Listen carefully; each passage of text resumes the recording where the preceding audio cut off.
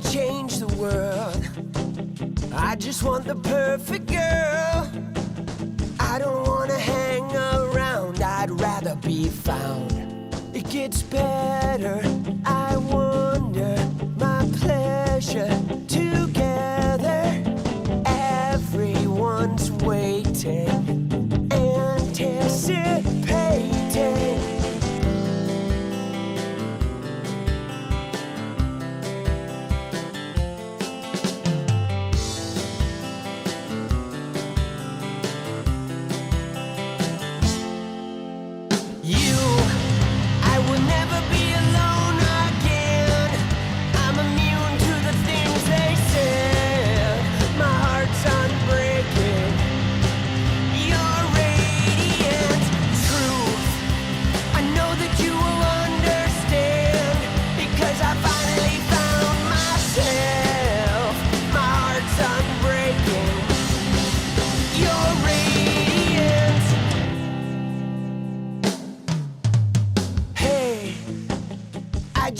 Change the world, but I'm not gonna wait my turn. I don't ever want to come down, I'd rather be found. It gets better, I wonder, my pleasure together. Everyone's waiting, anticipating.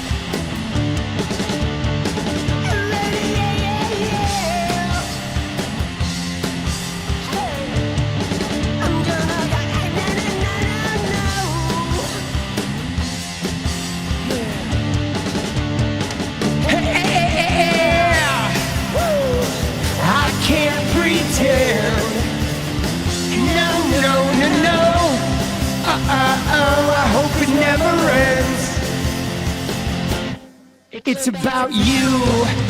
I will never be alone again.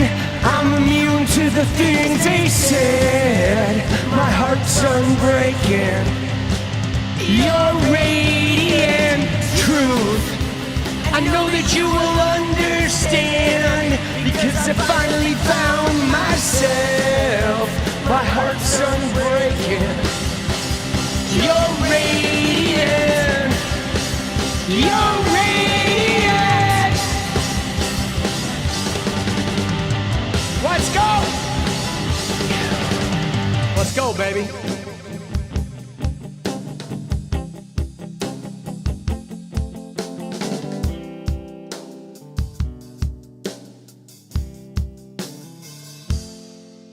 Oh. Good. How we doing? Let's go. Got another song coming in? Incoming! Well, everybody gets in here. We're gonna enjoy some lovely music. It's over. Do you need like I need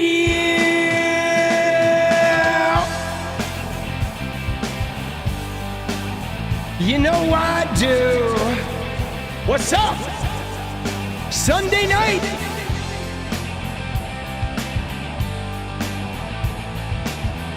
Yeah, dude, that homeless shit is crazy. I've got no place to be alone. My friend, he cut his wrist instead. There's your answer. You better save yourself or else. Nothing like success. I would rather be in hell than regret. Do you need anything like I need you? It's over. Oh, do you need anything like I need you?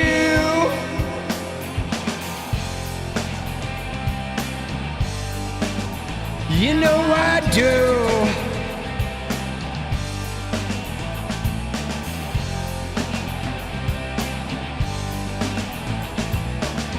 Let's go. The denial. These are not my words. Dude, my hair is all fucked up, bro.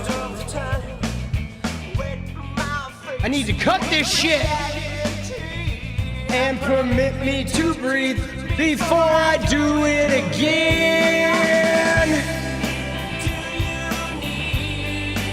Anything like I need you, it's over. Oh, do you need anything like I need you?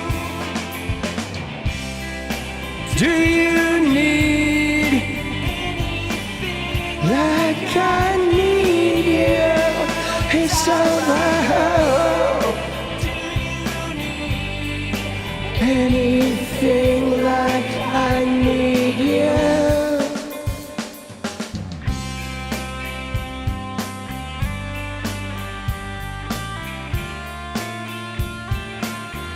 Jets to Brazil, good band. I like that band. This is Full Blown Red. It's my band from 1998 that I moved to Portland with. Let's go.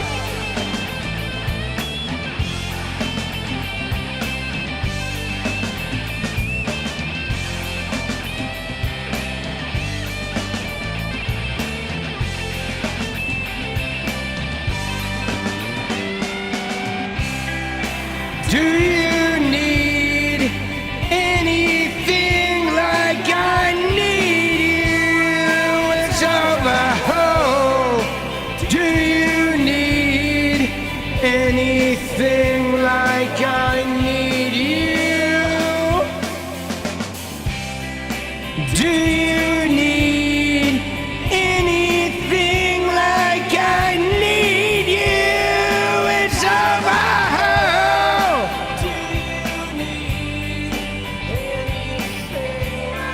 I need you.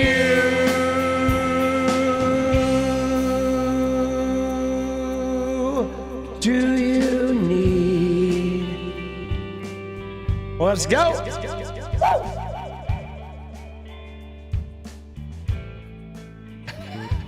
Let's go.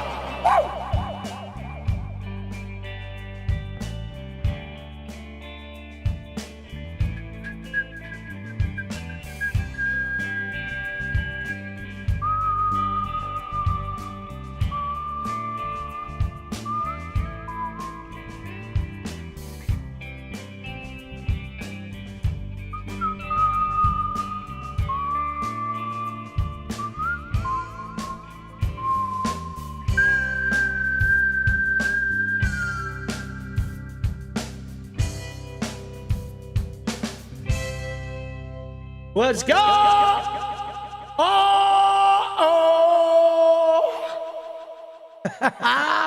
Dude, let's go!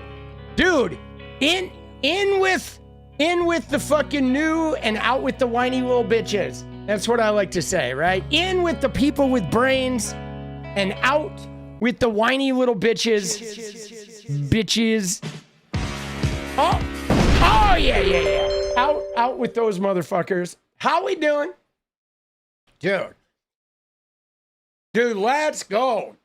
All right, so what do we got? Nice vibes with that song? Yeah, no, that's a good song. And no, I am not in a soundproof room. I am in like our house has this like center room that connects to my office and Jenny's office and the bathroom and the stairs upstairs, the kitchen and the dining room. And my office is between that center atrium and the living room. I have a wall of windows here behind the New York City skyline, south facing, which is amazing. So they have like, I get a ton of light during the day, which is nice. But yeah, no, so I'm not soundproof. It's loud. It's loud in here. You know, my lady, Jenny, my girlfriend, she goes to bed, right? So she's asleep. She goes to sleep. Like I stream while she sleeps. And you know, my kid and his girlfriend, though, they surprisingly have to deal with this shit, which has got to be annoying, I would imagine. But there are certain perks to them living here. But they're leaving soon. They're moving to New York in like a week or two. Sometime soon. It is like gonna be soon that they are moving to New York City, to the land of Zoran Mamdani. Let's go. Dude, let's fucking go, baby. A streamer will always be a streamer. Yeah. I mean, streaming is just, it's an extension of what I always do. Like I literally talk all day long. I am a verbal processor. Okay. I'm a verbal processor. And so I've always been a verbal processor who just talks a lot, endless energy. So now what's crazy about it is the, streaming is just an environment where I get to do what I've always done my whole life, but it's also an outlet for it. And it is like a chance to make money with it. So it's pretty good. All right. Pretty fucking good, boss. You know what I mean? Pretty good. Uh-oh. Lindsey Graham's trending. What happened? Did his grinder shut down or what? Oh, shit.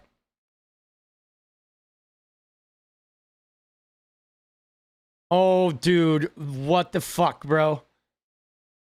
Dude, did I hear about Wes Watson? I did not. I have no idea who that guy is. And I'll be honest, guys. I don't like... I don't know. I'm not really concerned about that. I feel like whoever they replace him is not going to be him. It's going to change. You know what I'm saying? It's fucking going to change. And it's just not going to be the same. Right? You know, I have a feeling that, like, who knows? Who knows? I don't really care. I don't care too much about TPUSA. Right? Yeah, I don't really care. I don't think it affects our mission at all. The only thing that I care about with TPUSA is figuring out what they're going to do about the rapes, right? You know what I'm saying? They have covered for a lot of rapes of their employees and shit, and have had a super toxic, like sexually deviant sort of history with their events. And I am a little bit concerned about that, about the rape culture of the place. But, you know, whatevs. You can't believe they're memorializing him. Why can't you believe that? Donald Trump has turned the Kennedy Center into an extension of Trumpism. Like, I think that makes total sense. I mean, guys, let's face it. They're going to milk this Charlie Kirk thing with memorials and vigils and all that shit. But I'm not going to blame them for that.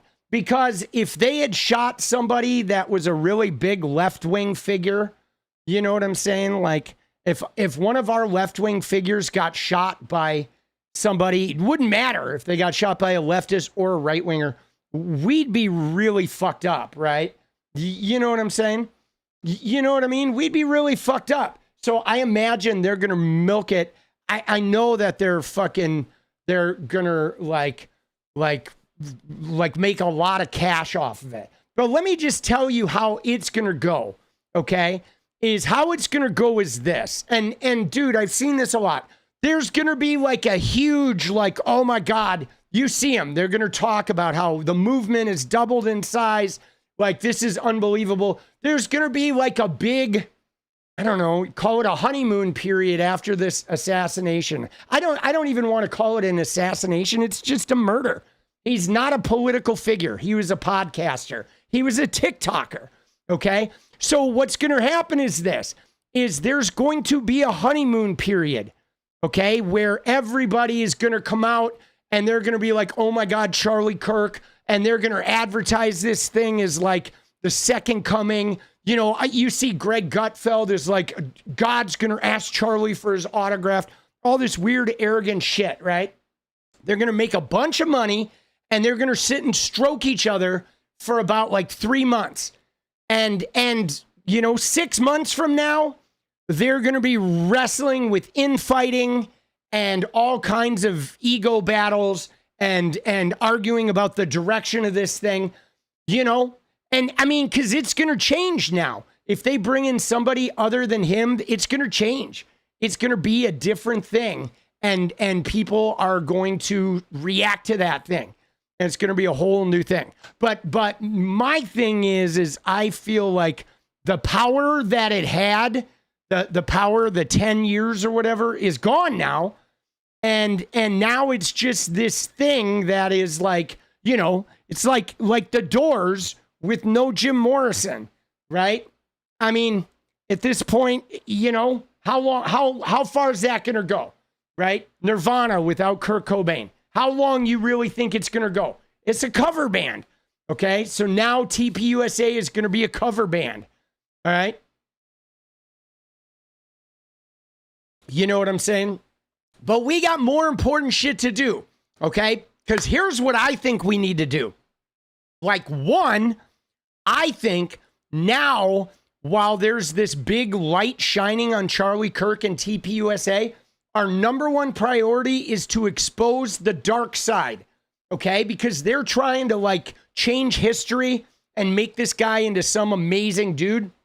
So now we're going to rat fuck them, and we're going to shine a light on how, like, you know, negative this guy was, okay? That's part one, all right? We're going to show the negative. While there's this extra interest in Charlie Kirk, let's show the world what he really was.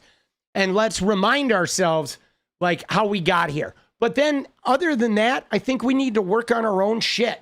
We need to focus on Epstein. We need to focus on making sure we are united in 2026 to take the House back, so we can fuck Donald Trump right in the fucking, kick him right in the fucking nuts and fucking take this country back from these fucking white supremacists, you know? You know what I'm saying? You know what I mean? And you know what I'm saying? You know what I mean? Dude, that's my phrase, right? That's my phrase. Let's go. You know what I'm saying? You know what I mean? You know what I'm saying? You know what I mean? Oh, shit. The kid isn't cooperating? Yeah, no, I know. Well, so here's the scoop, guys. You ready? Now, I'm not saying, I'm not offering an endorsement of this kid because you know me, I don't believe in murder. I don't believe in killing. I don't believe in guns. Okay? I don't. Not in any form. All right? That's just not my thing. However, I'm going to say something here, just purely lawyer brain. Okay, so you got to remember, all my roommates and friends in college are now, they're all lawyers.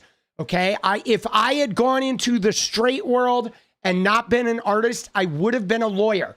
Okay, why? Because I like to argue, I like to win, and I like to win, story tell, which is what lawyers really do. They create a narrative and they get the jury to believe it. The law is about developing a narrative and selling it to your audience, which is the jury.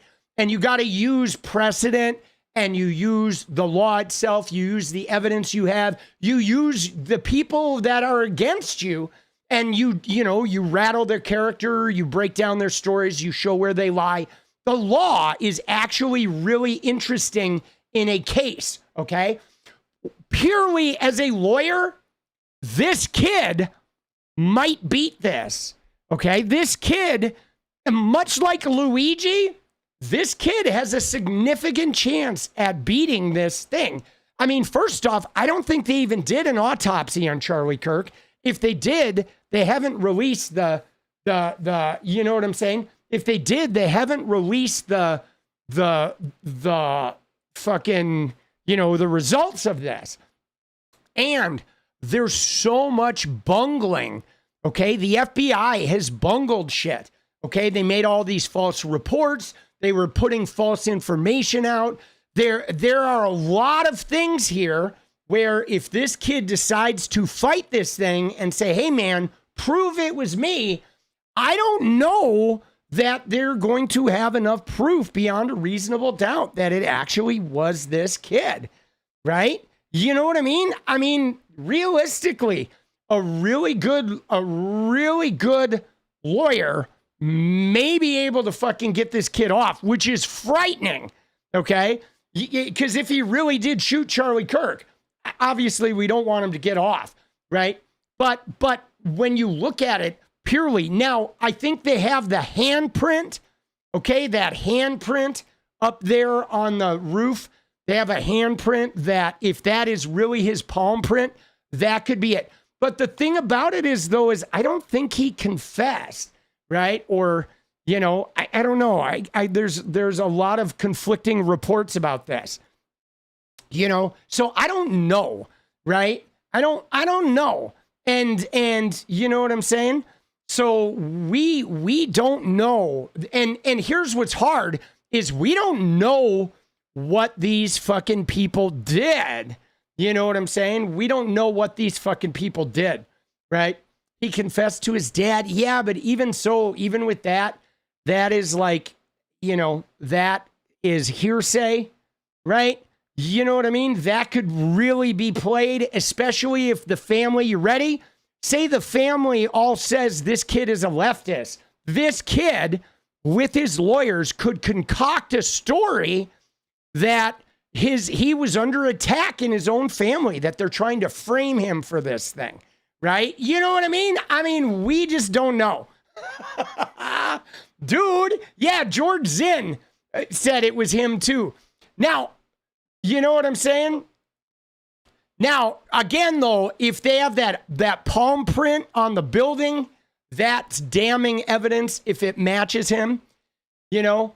And Reuters said they couldn't confirm the transporter existed. Yeah, see, this is it, guys. I don't know.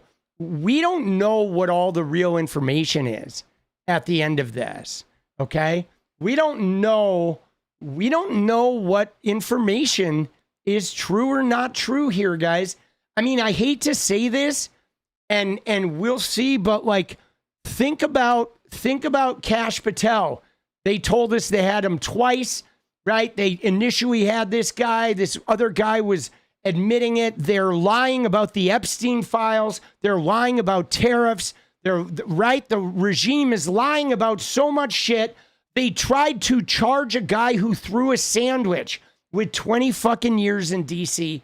I mean, there is like this Justice Department and FBI are such a disaster that, you know, there is, who knows if the chain of command, even with the evidence, was followed. You know what I'm saying? I mean, we don't know. And I mean, look at this. You remember seeing the person jump off that roof? I didn't see a gun in his hand when he jumped off that roof, right? And so what did he do? He shot and took the gun apart, jumped off the roof, went into the forest, and then put the gun back together and left it in the trees? I think a lawyer, like a first-degree law student, could pick that story apart, right? You know what I'm saying? So yeah, this is more complicated. You know what I mean? Right? Yeah. You know what I'm saying? Like, this is definitely more complicated. Okay? But what I'm concerned about more, guys, I'm concerned about our political climate here. Okay? And I'm concerned about all these weird MAGA shitheads that are trying to ramp up this animosity here. You know what I mean? Like look at what we have today. Simply today. Okay? Look at some of the rhetoric that is coming from these political figures. Okay, let's start and look at. Sorry, I'm going to go back here. Let's look at Donald Trump here.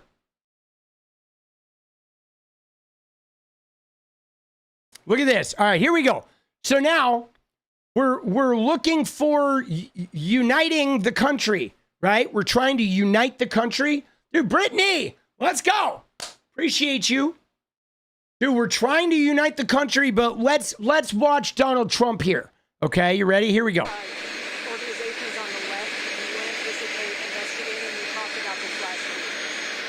Well, the problem is on the left. If you look at the problem is on the left. It's not on the right, like some people like to say on the right. The problem we have is on the left. And when you look at the agitators, you look at the scum that speaks so badly of our country, the American flag burnings all over the place, that's the left, that's not the right. Do you plan on investigating? Dude, so he says there, when you look at the agitators, you look at the scum that speaks so badly of our country, the American flag burnings all over the place. Have I missed something? Has there been an epidemic of American flag burnings? I think I've seen like one flag burning in the last couple of years, right? I mean, the only things I've seen set on fire in the last year is that crazy fucking bitch, Valentina Gomez, lighting Bibles lighting books by gay authors and the Quran on fire. Remember? I mean, can we just look real quick at Valentina Gomez like he wants to talk about like the left and violence? Let's watch this real quick, shall we? Let's go ahead and watch her. All right, you ready? Let's go. Let's see what we got here, guys. Oh, there. You remember that lovely video? Remember this shit? It's that simple. Public executions for any illegal that rapes or kills an American. They don't deserve deportation. They deserve to be ended. Dude, yeah. All right, so tell me again how, like, the crazy violent shit is on the left, and she's running for Congress, guys, in Texas. Right? I mean, what are we talking about here? You know? Yeah. There we go. Violence. Let's talk about violence on the left or the right. Dude, what the fuck is this? And she's saying this is an undocumented person. She's essentially like being a domestic terrorist and looking very like, dude, like what is up with her, dude? She looks like Richard Simmons from the fucking waist down, bro. Jesus. Dude, she scares me a little bit, bro. Cause you know what I'm saying? She does, dude. Dude, I think she's got like a fucking a couple of hot dogs or something stuck down there.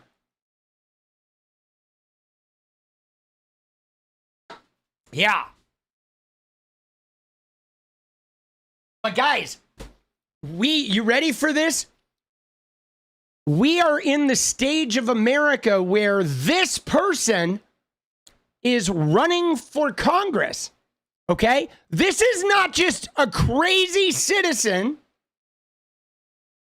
This person is actually running to be in Congress. That's wild, isn't it?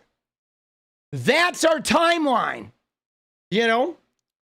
That is our timeline. Yeah, cooked. All right? Cooked.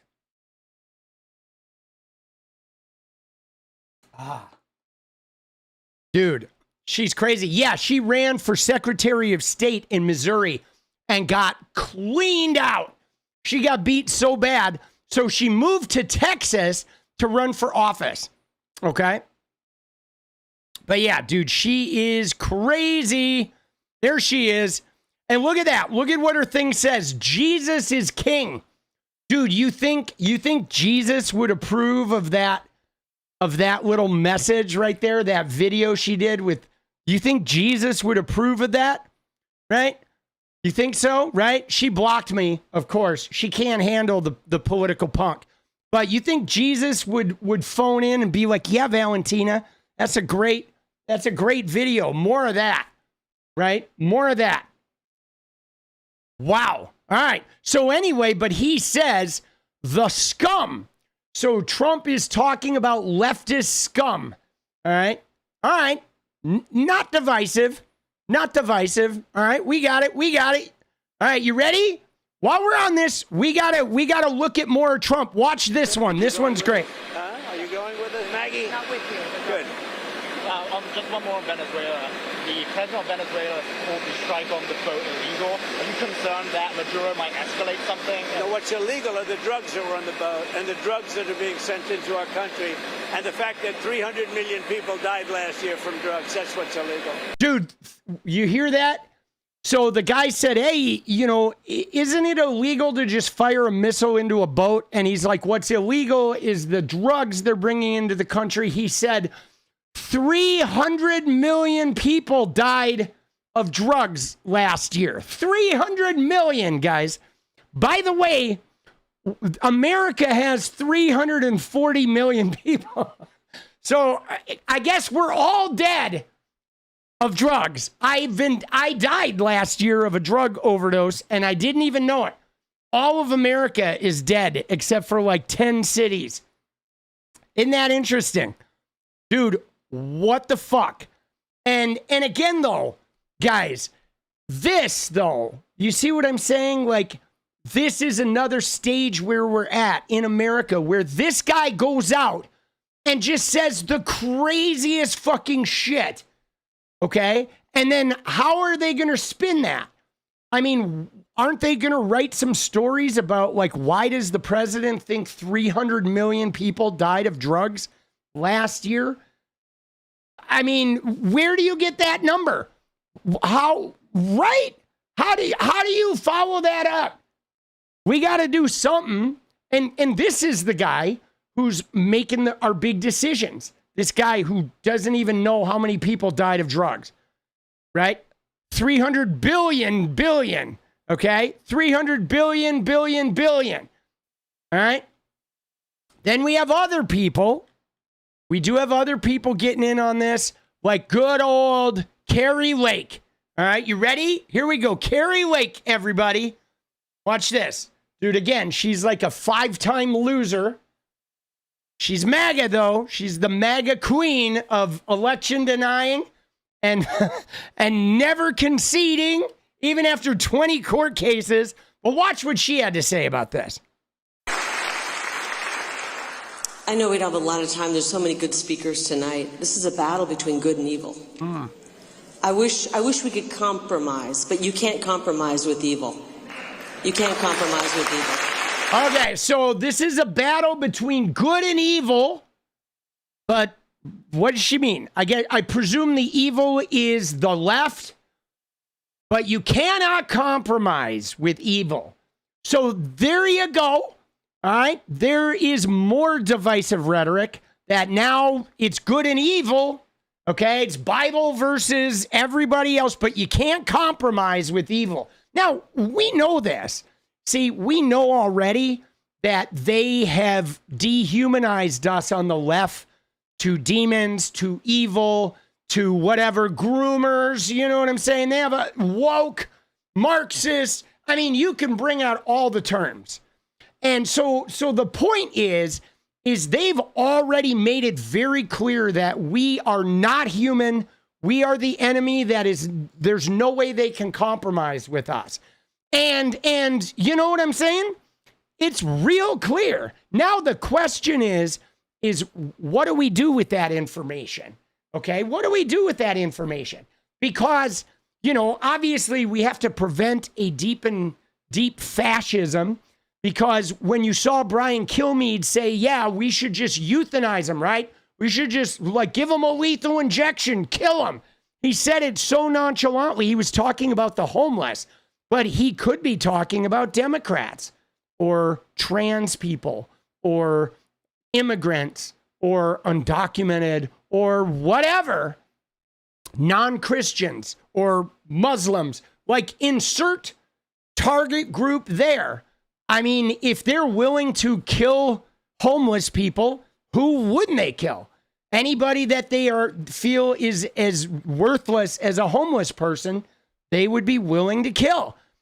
But yeah, this whole thing, the way they're framing it, a battle between good and evil. Now, you realize, guys, okay, you realize why they do this, okay? You realize why they make it between good and evil, okay? Instead of like, hey, we're having political discussions.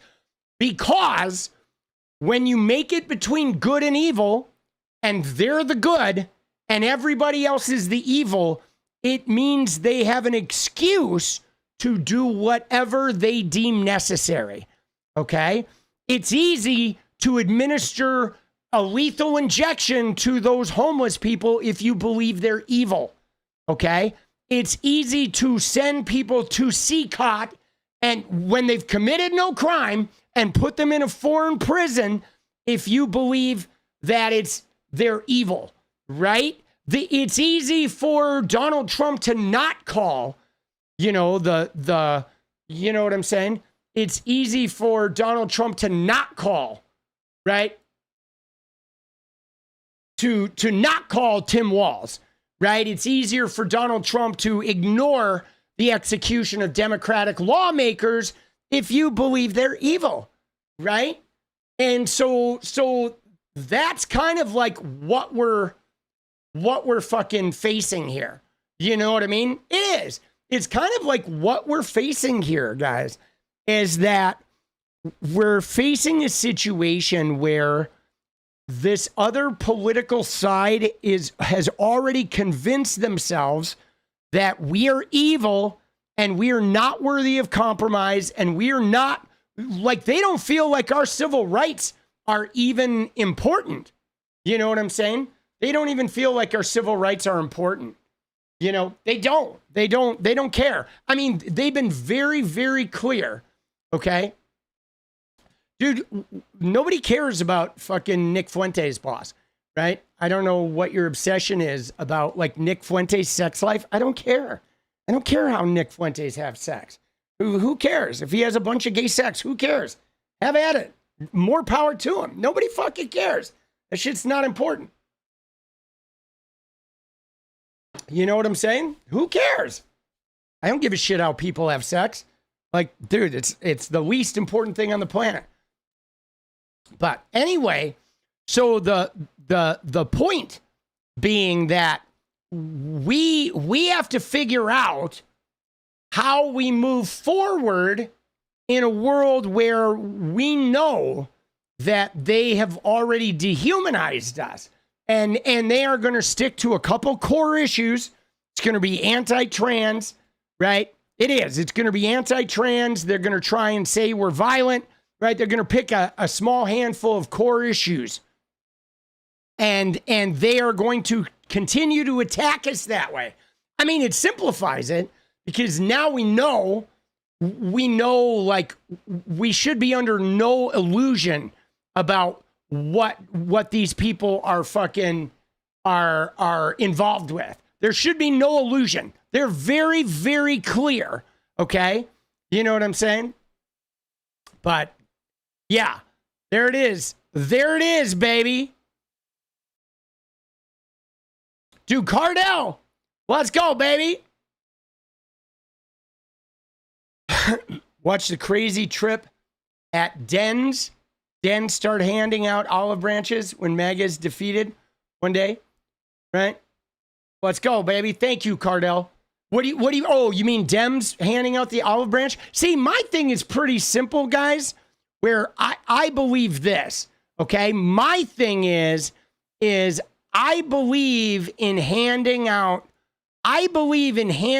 olive branches when people, like, if they're willing to fucking let go, right? If they're willing to let go of some of the toxic negative shit, like, I'm all about forgiveness, you know? But the main problem we have is what Stephanie says right there, that I think we have to acknowledge. The challenge, guys, is they're liars, okay? They are liars. All right, you want me to run you through a couple of lies? Okay, let me run you through a couple of lies that are just really, really obvious. Number one, Their lie is that the economy matters. It's all about the price of eggs and the price of goods. But they're lying because as soon as Trump wins the presidency, they don't care. The prices have gone up. Shit is getting astronomical. They won't care. Okay? They were lying about the economy and saying that's important. Number two, they said, you know what? We're the anti-war people. And they literally changed the department to the Department of War. They fire a missile into a boat with no due process. They have masked people like hunting people down in the streets. They fucking threaten Canada and Greenland and Panama, and they fucking fire missiles into a bunker in Iran. They love war. They live for war, dude. They jerk off to like thinking about war together. They jerk each other off thinking about war. Okay? They lied about fucking war. Okay? That's number two. All right? Just straight up lies. Straight up lies. Number three, they talk about freedom of speech. It's bullshit. They don't believe in freedom of speech, right? They don't. For them, freedom of speech means if they say something hateful, if they say something that fucking gets somebody killed or is just devastates a marginalized group, they're like, free speech. But the minute you say anything they don't like, you could talk shit about Charlie Kirk, you could talk negatively about Cracker Barrel, and they are fucking trying to hunt you down, right? A woman calls a young kid the N-word, they give her $1 million, free speech, right? The minute somebody says, wow, Charlie Kirk was pretty racist, they're like, you're getting fired. We're going to fucking put you on our doxing website. They don't care about free speech. It's another fucking lie. They're liars, okay? They are liars. Everything they say is a fucking lie, okay? They have two sets of rules. They have the set of rules they apply to you, and then they have the set of rules that applies to them, which is they get to do whatever the fuck they want, and they can break the rules, and they can be hypocrites, and they can go against what they said 5 minutes before, and they're always right, and they're always the ones with the moral high ground. Why? Because they believe they're best buddies with the entity that created you. So they think they automatically own you, all right? And that's it. But they are fucking liars. And what's more, they're fucking stupid. They run around worshiping and saying they worship this fucking God that doesn't even exist. But even that's a lie, guys. It is. It's a lie. Because the only reason they believe in God is because it gives them cover. Okay? By believing in God and wearing the cross, they know in this society you're automatically assumed to not be a wolf. So the cover of religion means by being religious, they're automatically moral and good. That's why they do it. The same reason they do this at a ball game. If they take their hat off and stand up during the national anthem, it means they're a patriot. If they hang a flag on their house, it means they're a patriot. And if they believe in God and go to church and talk about the Bible, that means they're actually moral and good. But they're fucking liars. Okay, many of them have degenerate sex habits and fucking shame. They beat their kids. They fucking literally hit, physically assault their children. They fucking treat their kids like shit. They control them. Okay, they cheer for the death penalty, even though their fucking book says thou shalt not kill. They cheer for all kinds of killing. They're fucking liars, bro. They are fucking liars. Through and through. So, okay, so we have an entire group of people here that claim moral superiority just for wearing a fucking cross. They think that they can tell us what to do because of their goddamn religion that isn't even real. And the whole time you interact with them, they will do nothing but lie. So what do you do with that, man? I don't know. I don't know. I wish I had an answer. But I think we focus on standing up for civil rights and we fight the disinformation and we don't worry so much about things if it's politically expedient or not. Okay? Like people always come into my shit. They come into my replies on Twitter and they say the way you're behaving is going to turn people against the Democratic Party. And I'm like, fuck that, bro. It's like the way I behave is I defend human rights and I call out toxicity and manipulation designed to oppress us. And if that loses votes, then fuck it. Then I'm going to lose votes and I'm going to be fighting the fucking fascism or whatever. I'm not going to like pretend some shit just to try and get votes. Okay? You know what I'm saying? That is not going to get us anywhere. Because at the end of the day, if you try to appease those right-wing motherfuckers from the left, they're going to vote for the fucking Republican. Okay? You know what I mean? The only time those Republicans voted for Democrats is after the Republicans like devastated them financially, you know, which will probably be coming between now and 2028. You know? But yeah, but guys, I mean, what Johnny says there, he says right-wingers are entrenched in their truth to a point they can't admit they're wrong about anything. I mean, guys, it's not even being entrenched in truth. The right-wingers they live outside of reality, guys. They live outside of reality, okay? You can, like, society evolves with different genders, or they discover animals that are, you know, multi-gendered or different sex, and they're like, nope, the Bible says all of that is fake. Climate change, nope, the Bible says it's all fake. Sorry, the Bible overrides, right? They're living outside reality. You show them data about climate change and they say, nope. You show them data about gun violence and they say, nope. You show them data about crime, nope. Vaccines, nope, nope, nope. Bible, this book from 2,000 years ago says it all. It's like, are you fucking shitting me? Right? It's like, it's not even about truth. They literally just live outside of reality. They live outside of reality. Now, there is some good news though. Okay? Can I share with you a little bit of good news? All right? Can I share with you a little bit of good news? Because today was actually kind of a big day, guys. Because of this. You ready? Watch this.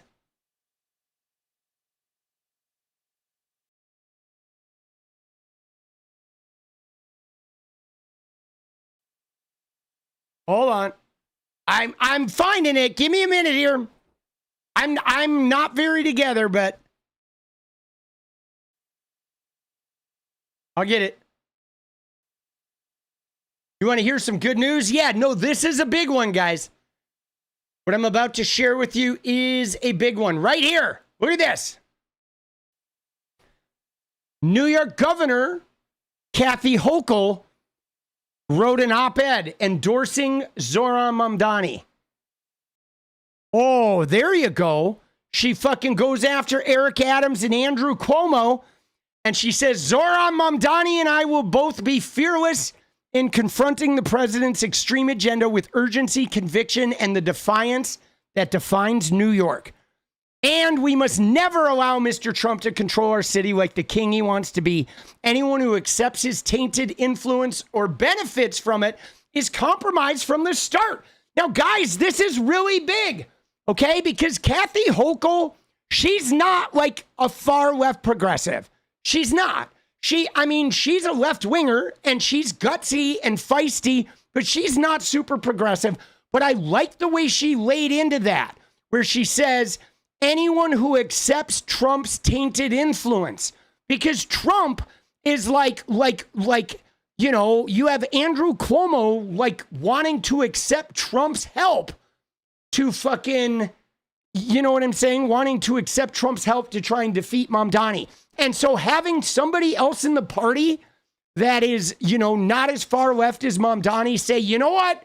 We got to draw the line somewhere. I think that's really big, guys.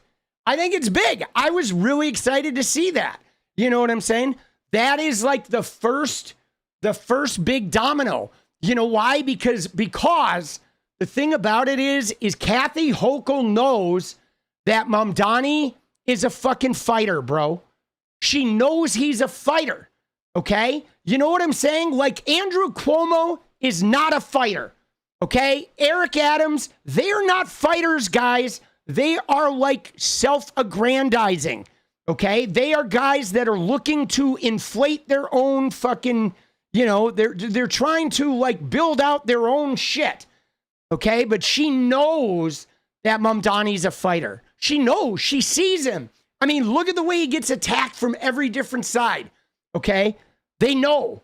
They know that he's fucking, you know, like he's a fighter. And what's more, you ready for this? I think 𝗙ecie𝗶𝗶𝗀𝗏, you ready for this? You ready for this too?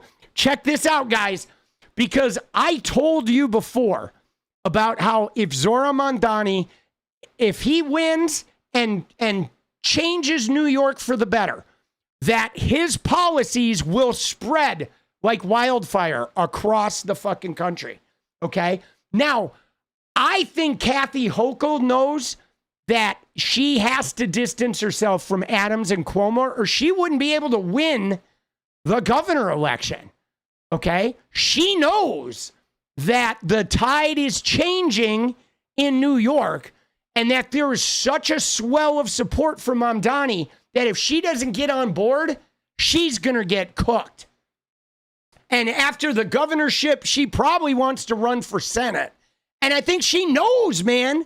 She knows. That's big, though, guys. That is big, okay? Because the thing is we argue a lot about, well, how do you change the Democratic Party? And you change it like Zohran Mamdani is, which means you get out there and you win, okay? You win. You get out there and you win. You don't just destroy and talk negatively. You show up and say, hey, I'll work with the party. I am the Democrat nominee. I'm going to win, right? Even in the beginning when 𝗙ecie𝗶𝗶𝗀𝗏 was kind of cold to him, he didn't get pissed off. He didn't walk around saying, fuck 𝗙ecie𝗶𝗶𝗀𝗏 and all that shit. He just said, man, I'll work with everybody. I have no problem. He took meetings with different Jewish groups, with centrist groups. Everybody got mad at him. But the thing about Zohran Mamdani is he's not going to walk up to a faction of the Democratic Party and say, I won't meet with you. Okay? He's not going to fucking like meet up with Trump, but he will meet with everybody in the Democratic Party. It doesn't matter if they're centrist or whatever. Even with 𝗙sze𝗶𝗏𝗏 not endorsing him, he's not like talking shit about him. He's not running around being a little bitch about 𝗙sze𝗶𝗏𝗏. He's like, I don't need 𝗙sze𝗶𝗏𝗏. And now he's got 𝗙cie𝗶𝗶𝗀𝗏. Okay. And eventually, I think the other guys are probably going to come around too. Or if not, I think they're going to get replaced. And I think that's important though, guys. The important thing to remember from Zohran is this. We don't need to destroy our own goddamn party, guys. Okay? We, on the left, we need to stop destroying our own goddamn party. We need to be willing to work with everybody on the left. Even if you hate them, okay? You fucking still say, I'll work with you.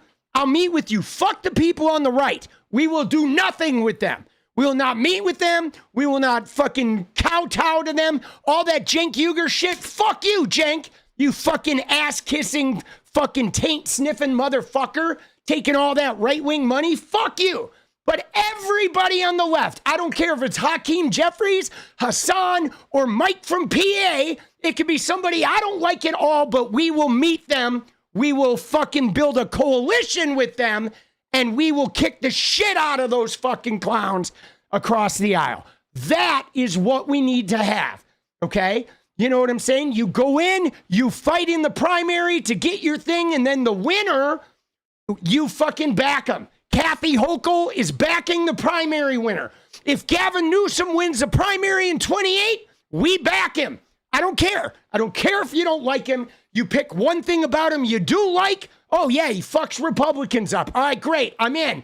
And then you back him. All right, but in the primary, you don't fucking vote for Gavin Newsom. You vote for your candidate, whoever you love. If you love Gavin Newsom, fine, vote for him. I'm not going to eat your lunch for that. Everybody vote with their hearts. There's a lot of different shades to the Democratic Party. But at the end of the day, we have Nazis and extremists and racists and fucking, Bible bangers that want to stick a Bible so far up our goddamn asses that, like, Bible scriptures fucking pour out of our nose like fucking blood squeezed out of a stone. And I don't want a Bible crammed up my ass by some crazy-eyed bitch like fucking Katie Britt, you know? And so what we're going to do is we're going to coalesce, and I don't care. I don't like Hakeem Jeffries, but if he wins the goddamn election, he's the speaker, then fine. We work with him, okay? You know what I'm saying? But we're going to try and beat him. And I told him here, too.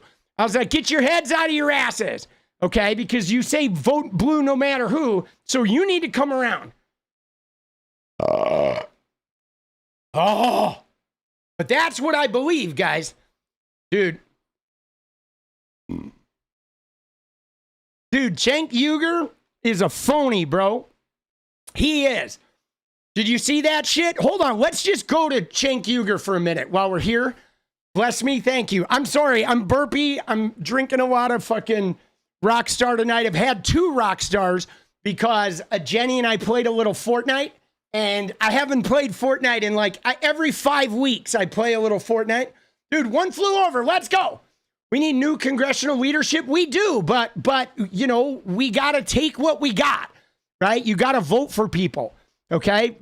We got to vote, and in the end, though, we have who we have, but we do need it. You're not wrong. I'm not sure when we're going to get it, right? But we will get it in enough time. You just shat out a Bible. No, Bibles don't flush well.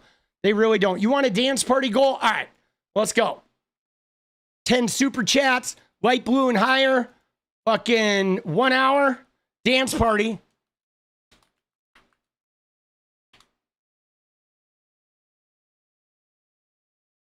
Let's go. There it is.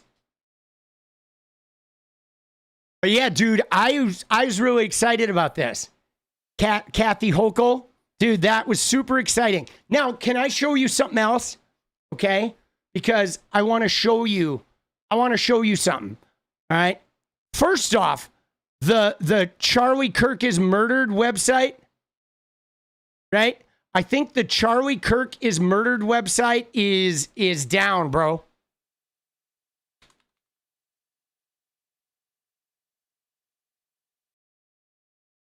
Dude, I think that site went down.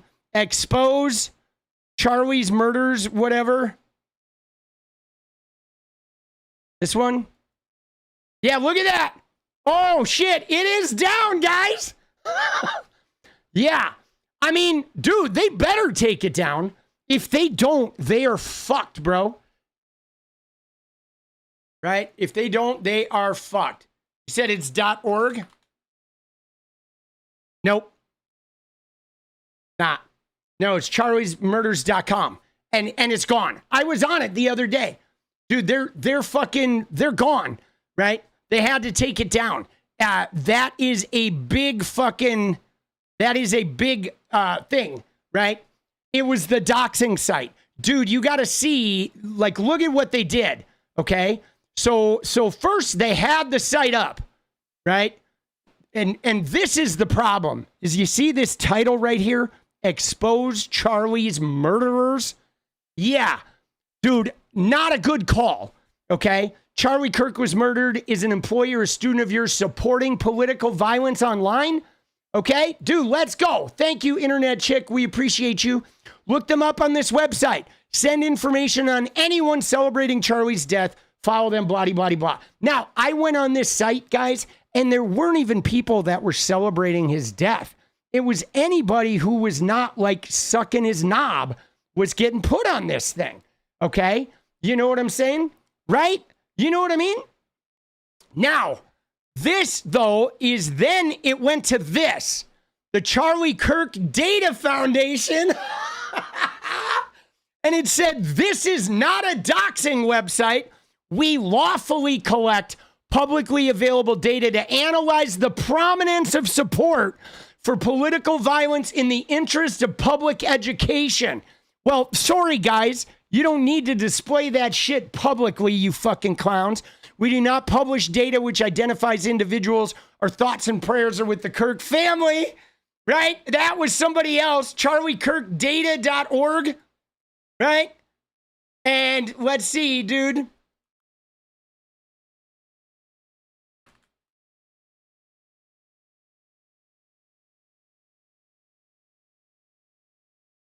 Dude. Oh, yeah, gone. That one's gone too, dude. Oh, shit. Dude, Layla, let's go. I mean, you know, we knew this was coming, right? This is a huge fucking lawsuit, right? Walking around, you know, like, I mean, they think that they can put this little disclaimer saying we're not a doxing website. This is in the interest of public information. You think that's like, you think that's going to fly? Like, I am kind of always astonished by how stupid these people are, right? They're so stupid. They are. It's like almost impossible to overstate how stupid they are.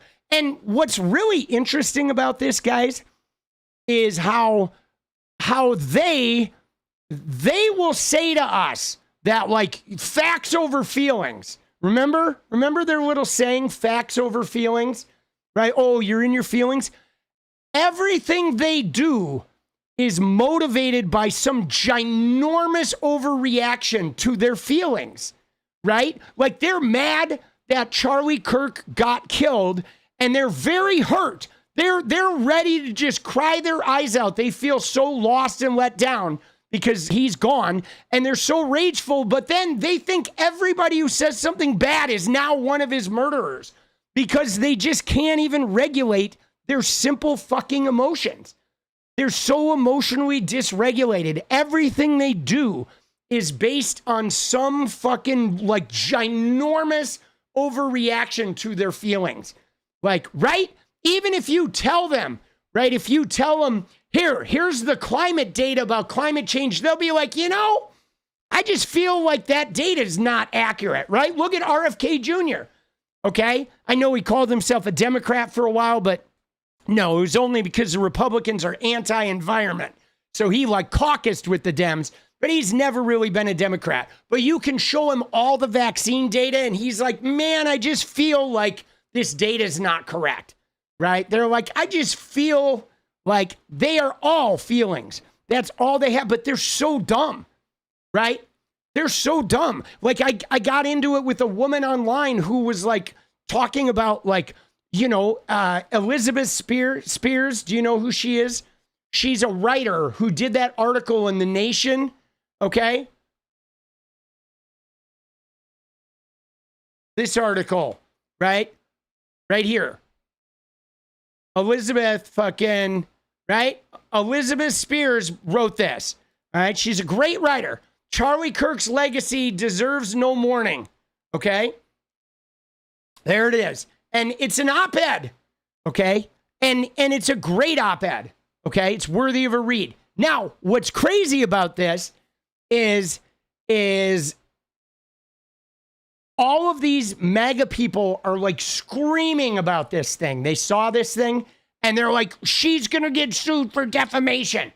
And it's like, first off, suing somebody who writes an op-ed for defamation is, like, ridiculous. And secondly, if the word is written, it's not defamation, it's called libel. But they don't even know. They don't, and I, like, tell them that, and they're like, no, it's not. And it's like, yeah, it is, right? You go try, like, yeah.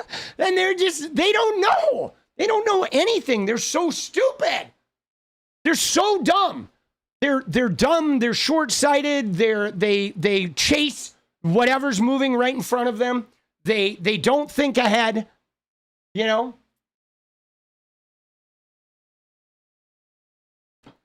Dude, irrational. Great way of putting it. Irrational about everything. But yeah, dude, this article, really good. Dude, she's a good writer. Should I read it? Let's read it. Let's take a minute and read it. Okay? I feel like this is worth it. It's not going to take long. It's not like a monster piece. It's not like a 20,000 worder. All right. Charlie Kirk's legacy deserves no mourning. By the way, if you like her, I highly recommend you go find her. She is not on Twitter anymore. She is on Blue Sky. Right? She's right there. I will put her Blue Sky link. She's a great fucking writer. Right? I've been following her for a while. She's good. She's good. She's feisty. All right? She is. But it says Charlie Kirk's legacy deserves no mourning. The white Christian nationalist provocateur wasn't a promoter of civil discourse. He preached hate, bigotry, and division. And I'm going to follow up at the end of this. I'm going to read you something that I wrote earlier today that I think applies to this as well. All right. Charles James Kirk, 31, died on Wednesday from a gunshot to the neck at Utah Valley University campus event just as he was trying to deflect a question about mass shootings by suggesting they were largely a function of gang violence.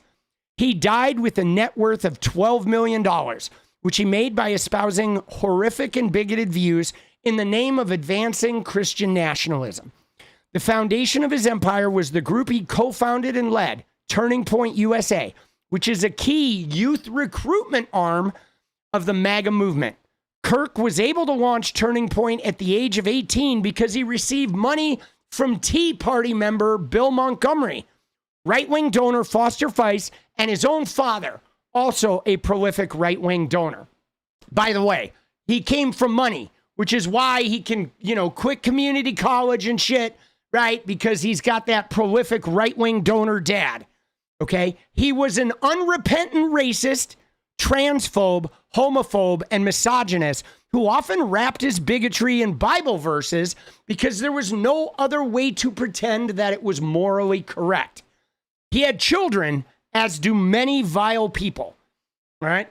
It is rude of me to say all of this because we live in a culture where manners are often valued more than truth. That is why a slew of pundits and politicians have raced to portray Kirk's activities, which harm many vulnerable people, in a positive light, and to give him the benefit of the doubt that he did not grant to anyone who wasn't white, Christian, straight, and male. California Governor Gavin Newsom framed Kirk's project as a healthy democratic exercise. The best way to honor Charlie's memory is to continue his work, engage with each other across ideology through spirited discourse. In a democracy, ideas are tested through words and good faith debate. This downwardly defines both good discourse and good faith. Now, I take issue with this too. I realize why Gavin Newsom said that shit, because he is hoping to peel off some of that young male vote when he runs for presidency, all right? Because he's got a little bit of the machismo. And so, he kind of went in there and was like, oh, my son likes you, Charlie. And that sort of signaled to all those guys that Gavin's kid, he allowed his kid to like Charlie. I mean, there's a lot of mental fucking games going on there that he is trying to play. But I agree with Elizabeth that it's not accurate. Now, that doesn't mean that politicians don't often say inaccurate things, right? They don't say inaccurate things sometimes. They do, okay? A lot of politicians say inaccurate things in order to try and grease votes. It's an unfortunate aspect of politics, right? Yeah, no, I know. That person, I saw like 5 of their fucking posts and I was like, all right, they're on their way out. I knew it was going to be a short time. Okay, but anyway, back to our article here. There is no requirement to take part in this whitewashing campaign. And refusing to join, right? Refusing to join in doesn't make anyone a bad person. It's a choice to write an obituary that begins, Joseph Goebbels was a gifted marketer and loving father to 6 children. Many of the facile defenses of Kirk and his legacy are predicated on the idea that it's acceptable to spread hateful ideas, advocating for the persecution of perceived enemies as long as you dress them up in the posture of debate. Now, can we talk about this, guys?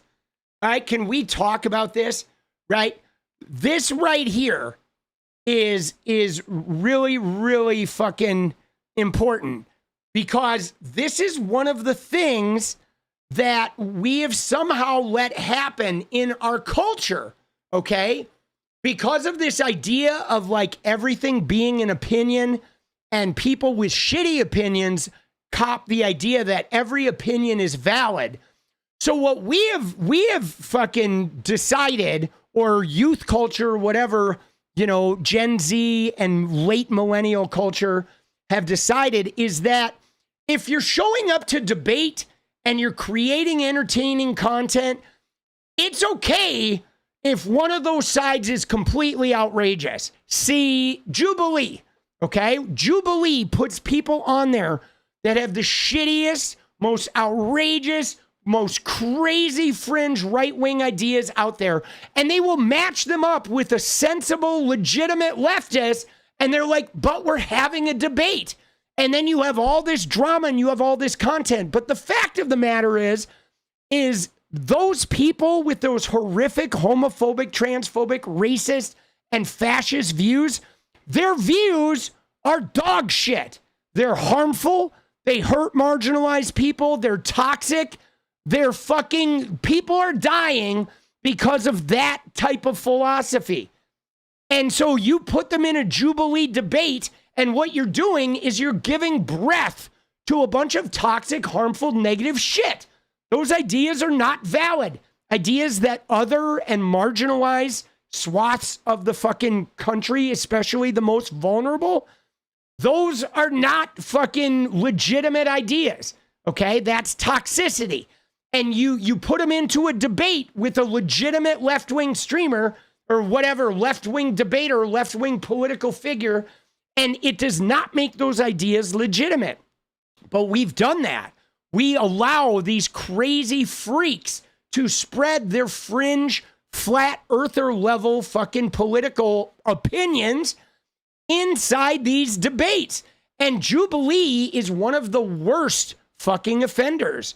Okay, Jubilee is, because they always take a legitimate, like, wise left-winger and put them up against the most outrageous fringe right-wing ideas, which then makes it seem like those fringe right-wing ideas are normal. And they're not. You know what I'm saying? They're not. They're not normal. Okay? This is just class privilege. The man who said black women do not have brain processing power to be taken seriously, you have to go steal a white person's slot, said it while wearing a nice shirt and tie on a podcast instead of tattered overalls in the parking lot of a rural Walmart. That does not make it any less racist.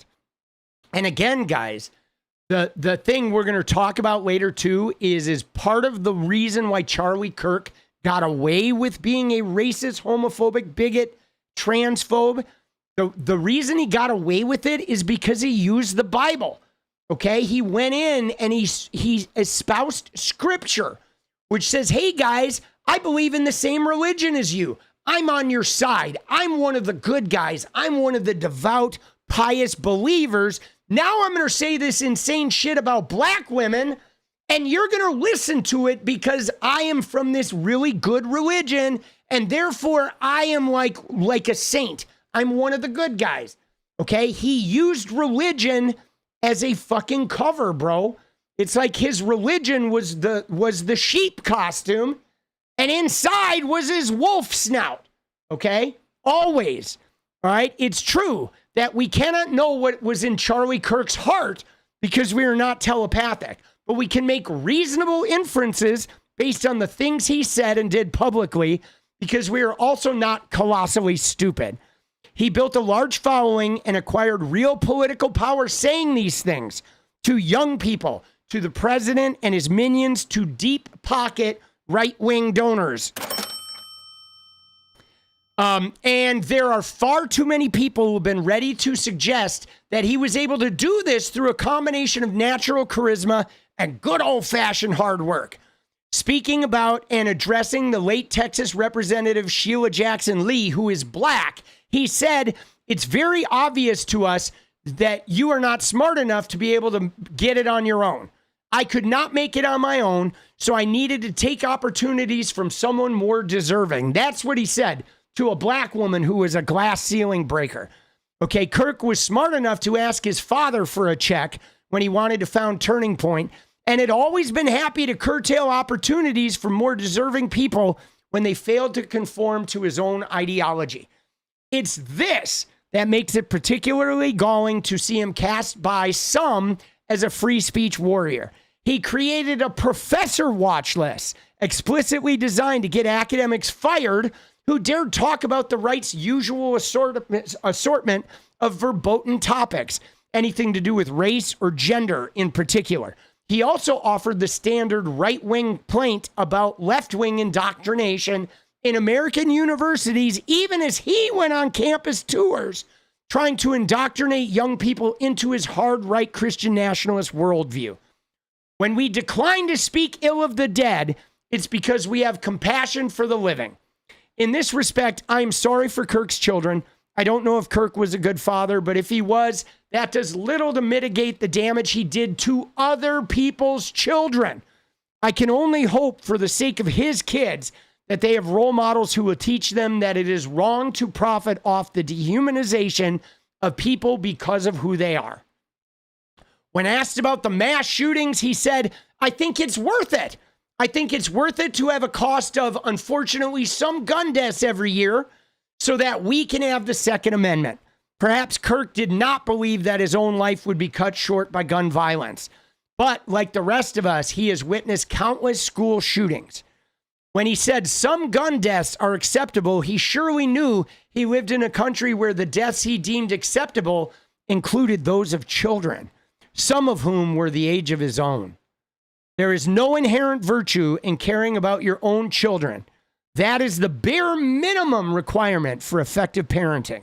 Virtue lies in caring about the safety and well-being of children you don't know. And I believe that's true, guys. Caring about and protecting your own family is not virtuous. That's just a fucking baseline.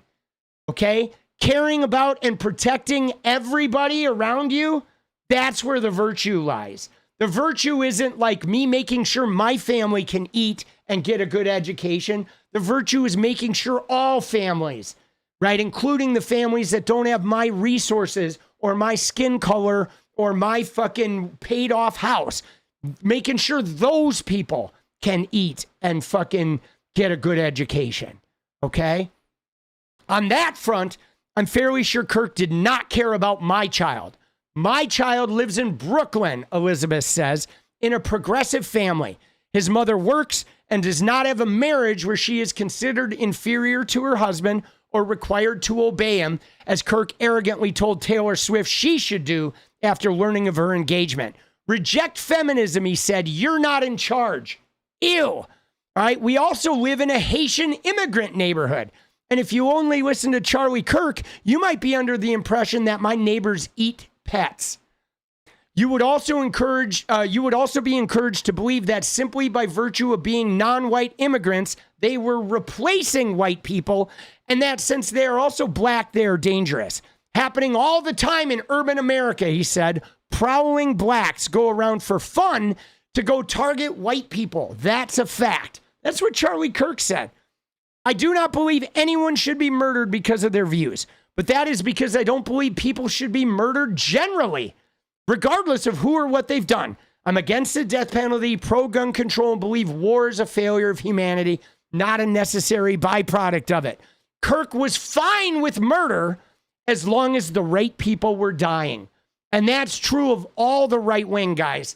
They are fine with murder if it's people they deem worthy of dying. Whereas for me, I don't believe in any kind of murder. I don't think cops should be committing murder. I don't think soldiers should be committing murder. Certainly no death penalty. You can't tell people killing is wrong and then you fucking kill them with the death penalty.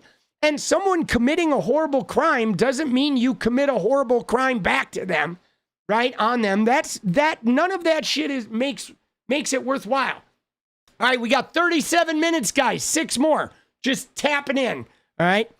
Okay.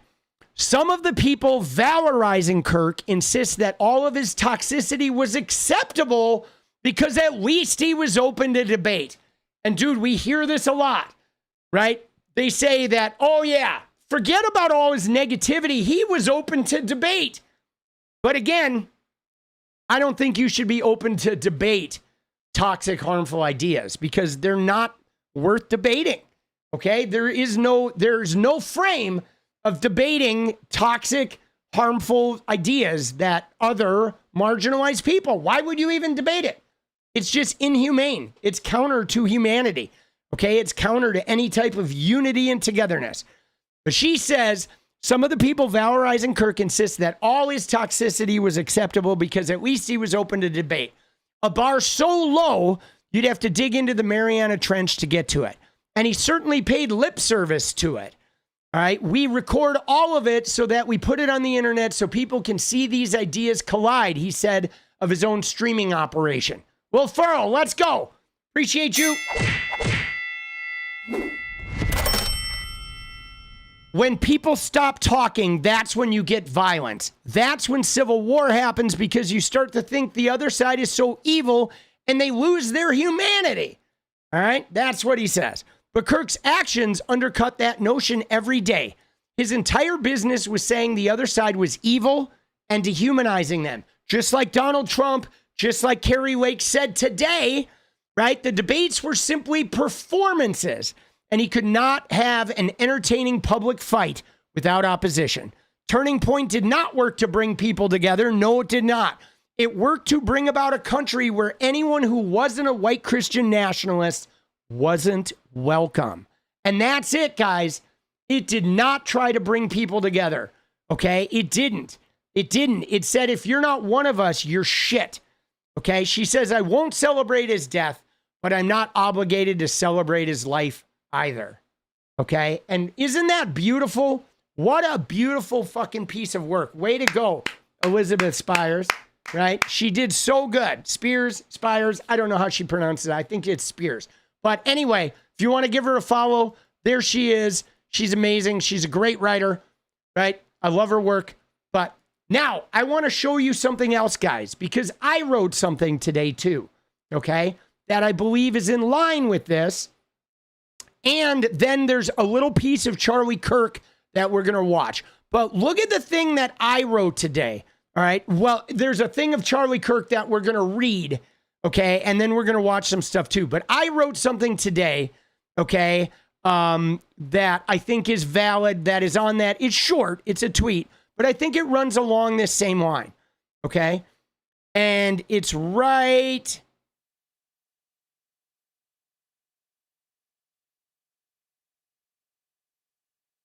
here. Dude, Grandma, let's go. Dude, Grandma loves you. Are you woke Grandma? Is that woke Grandma in the house?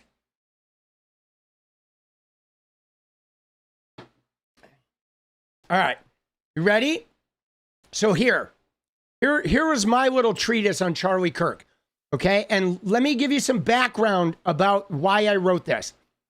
So I wrote this, guys, because I have been entangling with people about Charlie Kirk, like people, Charlie Kirk fans. And anytime you say something negative about him, or you point out his misogyny or his racism or his transphobia, they always say, you didn't really listen to Charlie Kirk. That's what they say. But then when you go and look at their stuff, when you go and look at the things that they say things like this. Coincidence, the worst depression happened less than 10 years after women were allowed to vote? Right? You see what I'm saying? Dude, sand, let's go. He used Nancy, should be maced to sew in some more conspiracies. Let's go. Appreciate you, boss. But so the point is this guy told me I didn't really understand Charlie Kirk. I never really listened to him. The shit I was saying about him was untrue.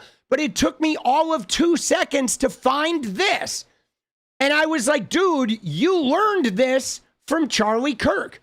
Or you had this sort of negative misogynist opinion and you watched Charlie Kirk and Charlie Kirk made you feel like it was okay to have this opinion, that you were in fact right, that women should be subservient and that they're the ones that are causing all the problems. They got their voting rights, and then they caused the depression, even though they couldn't own any financial shit, right? But every single one of them has some nonsensical belief like this shit. All of them do. Dude, let's go, Jays. We love you, boss, right? And so this, okay, this is part of their thing. But now, like, I go into the thing about Charlie Kirk, because what they want to do is they want to show you, right? They'll show you a clip where, hold on, they'll show you a clip where, let me find my thing. Let me get on my thing and then we'll get to it. Okay? I need to bookmark this shit.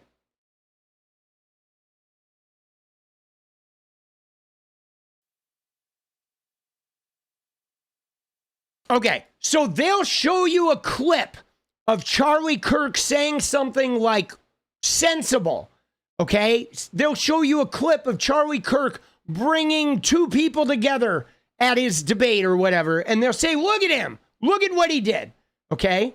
But, here's my thought. You ready? Okay, so you can sift through Charlie Kirk's content and find things that might seem good along with all the other extreme stuff.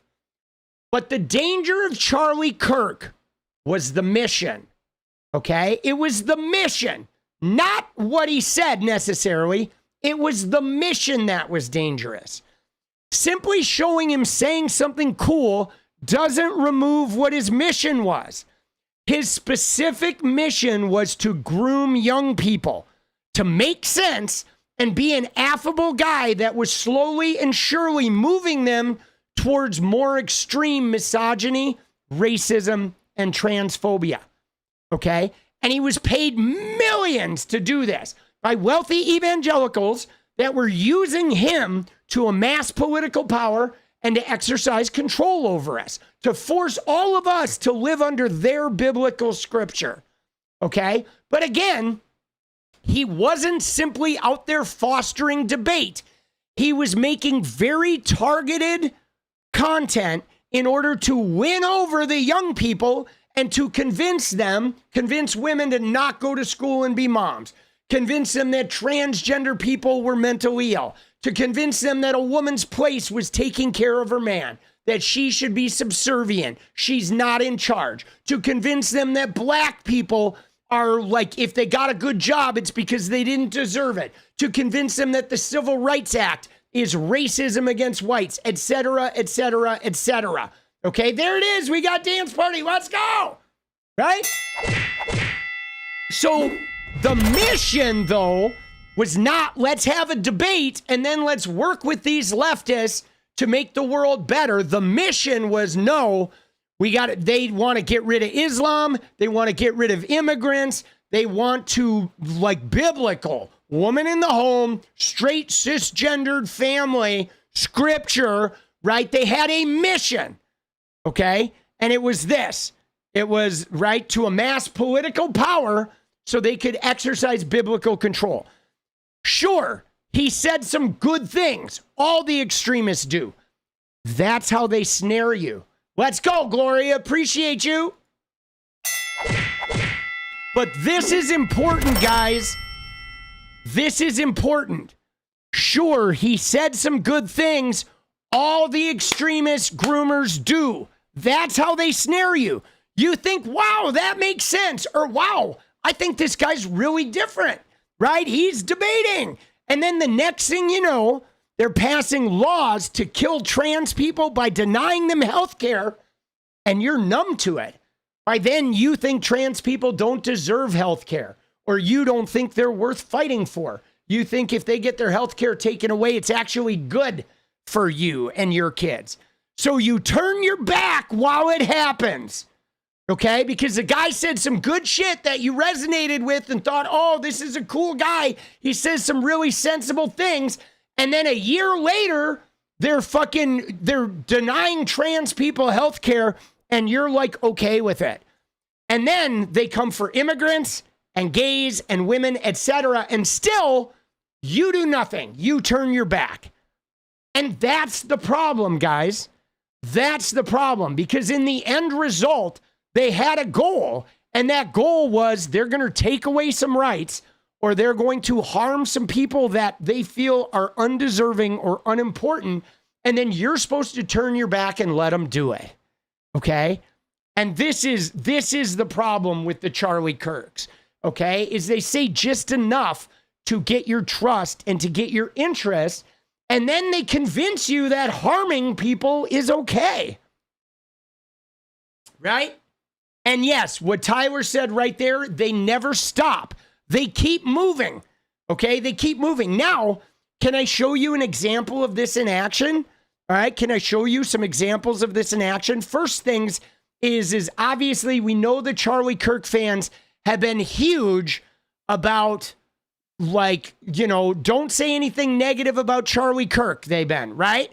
They've been making a huge deal about, like, wow, if you say something negative, right? If you say something negative about this guy who died, you're bad, right? Oh, a guy died. Somebody got killed. Don't say anything negative. You got to respect the dead. You can't say anything bad about them, even if, right? That's their whole thing. You got to canonize everyone who's died. Okay, but check this out, guys. You ready? He was killed on camera. No one's family deserves to have to witness that. It's unthinkably cruel that people would then go on the internet and use their platform to say about an innocent man that I don't care that he's dead. He's not a hero. He's a scumbag. He shouldn't be celebrated. I'm talking about George Floyd. You thought I was talking about Charlie Kirk. No, those are actual quotes by Charlie Kirk about George Floyd. Outrageous that anyone would say that of the dead, right? Isn't that interesting? Right? He himself watched a person get murdered on camera by the cops needlessly in a hideous way. And what did he do? He immediately fucking went to town on how terrible he was, how he's not a hero, he's a scumbag, he shouldn't be celebrated. He didn't care that he was dead. And that was all okay.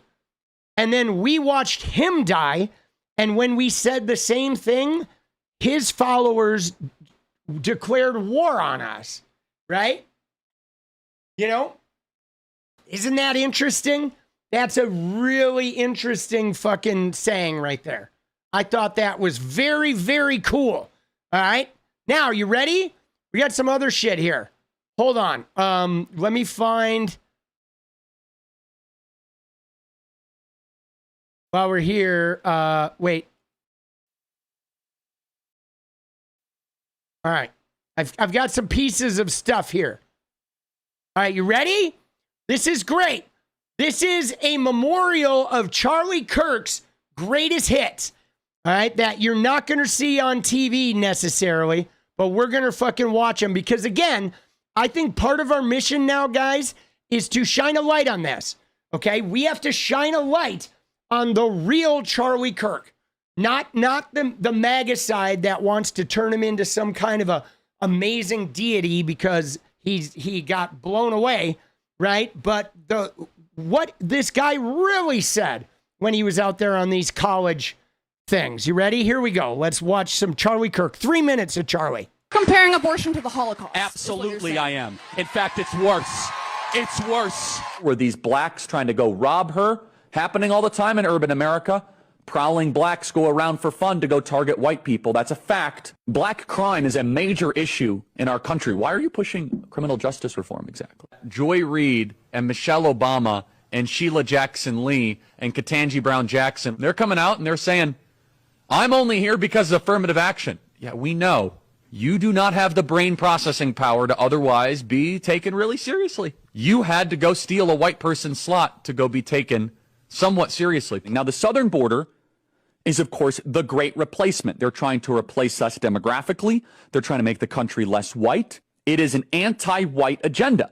If I see a black pilot, I'm going to be like, boy, I hope he's qualified. Taylor Swift is now engaged to Travis Kelce. This is something that I hope will make Taylor Swift more conservative. Reject feminism. Submit to your husband, Taylor.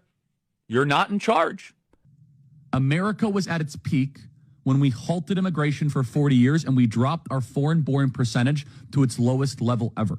Miss Rachel, you quote Leviticus 19, love your neighbor as yourself. The chapter before affirms God's perfect law when it comes to sexual matters. In Leviticus 18 is that thou shalt lay with another man shall be stoned to death. Can we get that picture up, Ryan, of that Marvel's Avenger team? Now, I don't know who the person is on the left. Is the person on the left that came and did the interview with Joe? The TikTok your government is being run by freaks. It's like immediately like a flashback to a country where weren't able to do Bud Light commercials. What does being trans even mean? Is that even a real thing? It means you need therapy. We must ban trans-affirming care the entire country. I do think that there is a direct correlation between someone's testosterone and their politics. On young men, the lower their testosterone, the more likely they are to be Democratic. So if you had a daughter and she was 10 and she got raped, and she was going to give birth and she would, and she was going to give birth and she was going to live, would you want her to go through that and carry her baby? That's awfully graphic. But it's a real life scenario that happens to many people. The answer is yes, the baby would be delivered. When blacks in America did not have the same rights they had today, they were less murderous, there was less break-ins. Why is that? So I'm sorry, are you trying to say that blacks thrive under subjugation? No, I'm not. I'm saying I'm asking you the question. The data shows they were actually better in the 1940s. It was bad, it was evil, but what happened? Something changed. I'm done talking about Epstein for the time being. I'm going to trust my friends, the administration. Comparing abortion. There you go. That was some Charlie Kirk. Now, you know, isn't that crazy?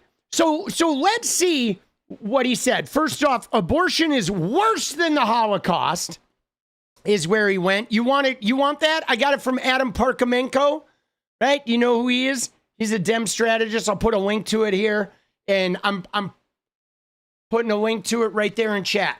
Okay, so let's go over these real quick. So the first thing he said was that abortion is worse than the Holocaust. Jesus Christ, dude. That is brutal. Now, let me just tell you guys, the primary thing about abortion is that prior to abortion, any man could get a woman pregnant.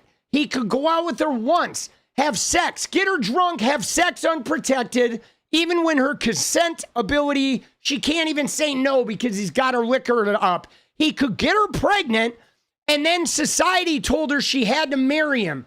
So not having an abortion meant she could potentially be enslaved for life to some guy that she went out on one date with. Okay, that's the importance of abortion, is it prevented women from being entrapped for life, being a manservant and fucking raising kids because she's been, forced by society to marry some fucking guy who got her pregnant. And believe me, that happened. Guys would go out, get a woman drunk, have sex with her while she was fucked up, get her pregnant, and then they would have a wife for life, okay? It's fucking bullshit. But he says it's worse than the Holocaust, okay? Then he goes in and says that fucking blacks go around prowling to kill whites. That's total bullshit. Then he goes off on some eugenics shit of like saying that Joy-Ann Reid, Michelle Obama, Ketanji Brown Jackson, that they are all don't have brain processing ability. That's eugenics. That is some slavery fucking shit that he's passing right there. Okay? Right? That is some bullshit saying they only got their shit because they took it from a white person. Like, Charlie, please, you fucking piece of shit.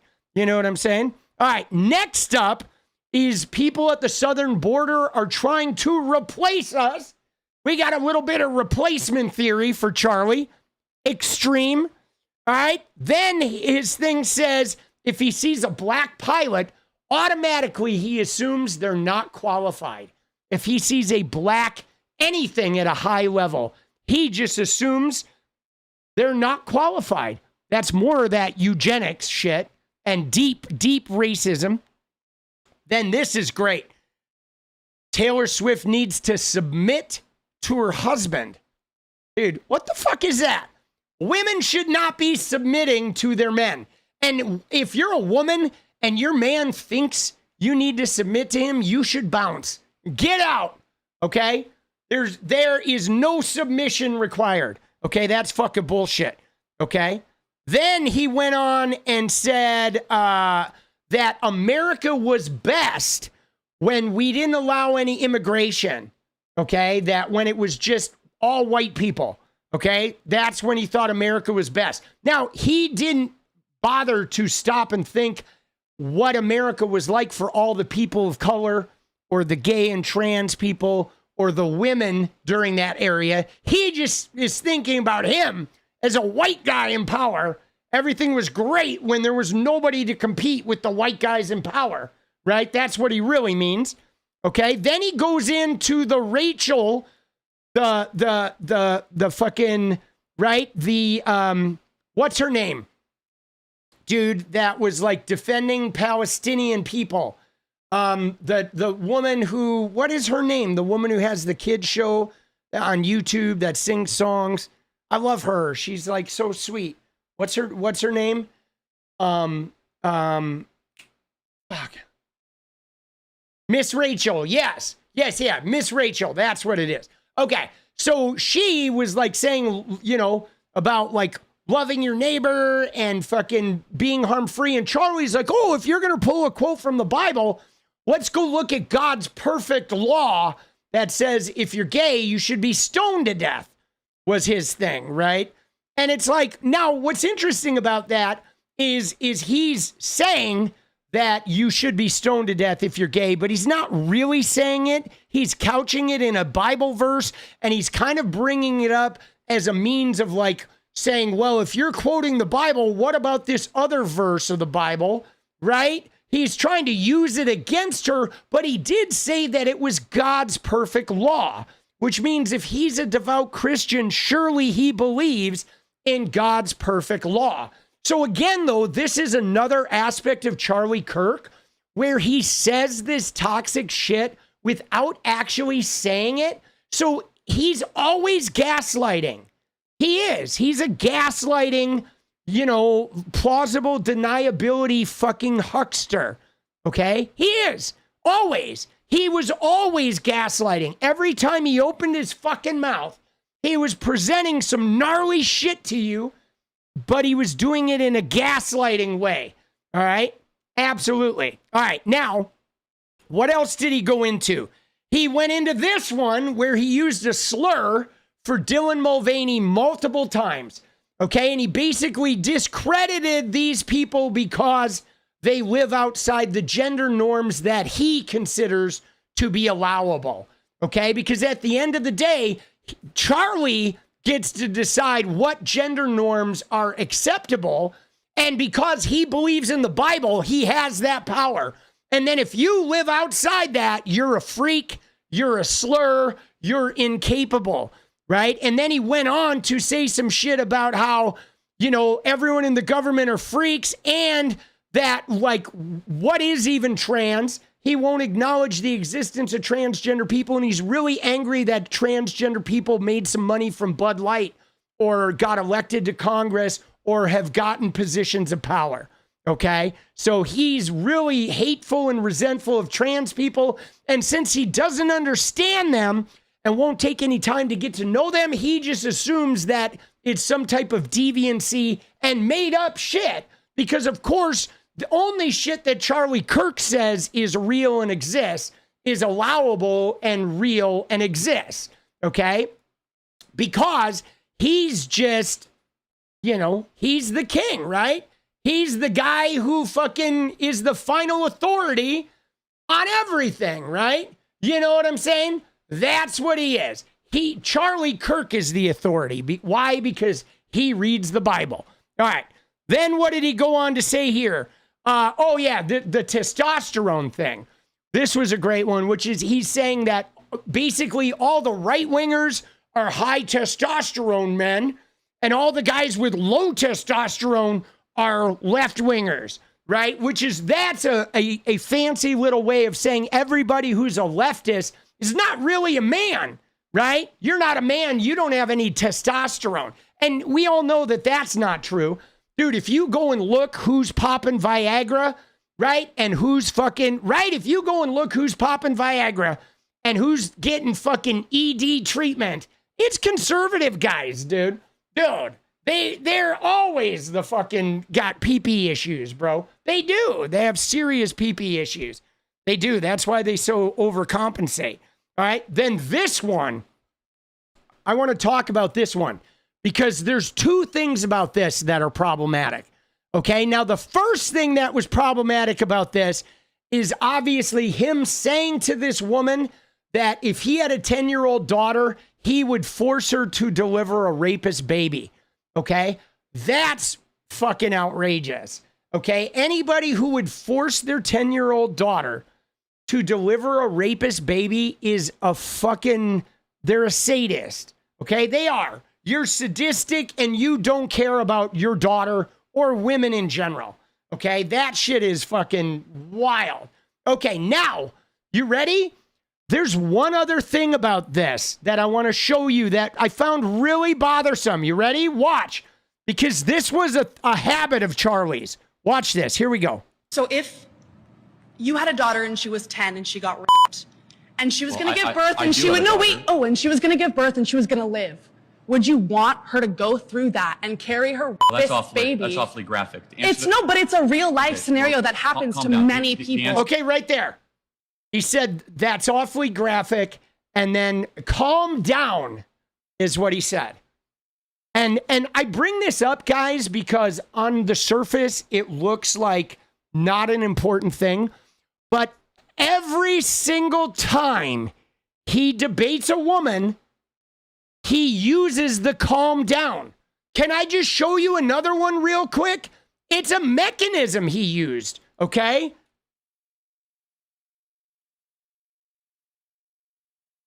It was the Cambridge woman, okay? It is the Cambridge woman. He did it too. Every time a woman is like kicking his ass, okay, he throws in the calm down. Let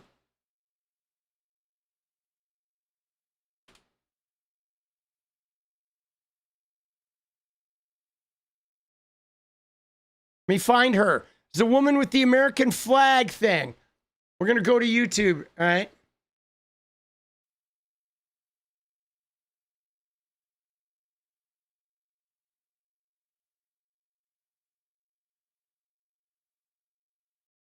It's this woman right here. Watch this. In the 50s, I'm going to find it. I'm going to get us right there. We're going to go into the transcript and we're going to find it.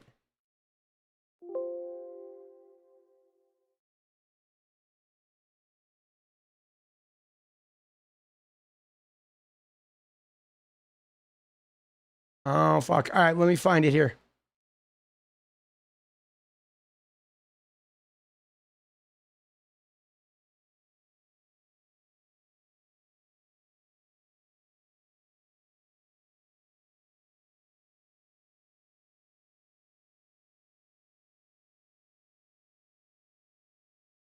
Maybe he says relax. Yeah, okay. No. Dude, I wish I had this marked.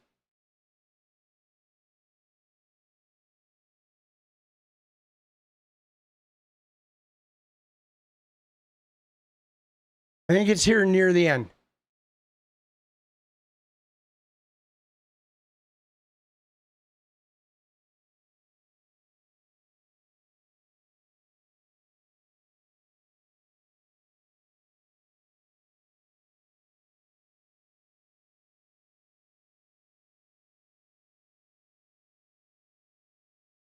Dude, where is it?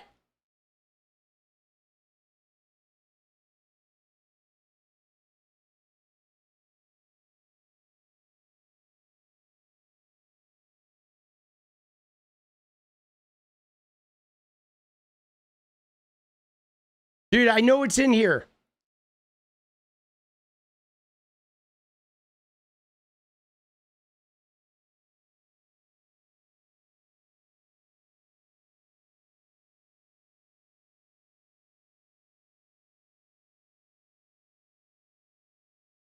Dude, he did it to her.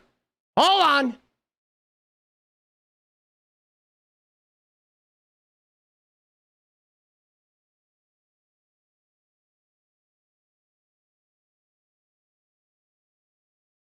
What up? What up? After this, we're dancing, by the way.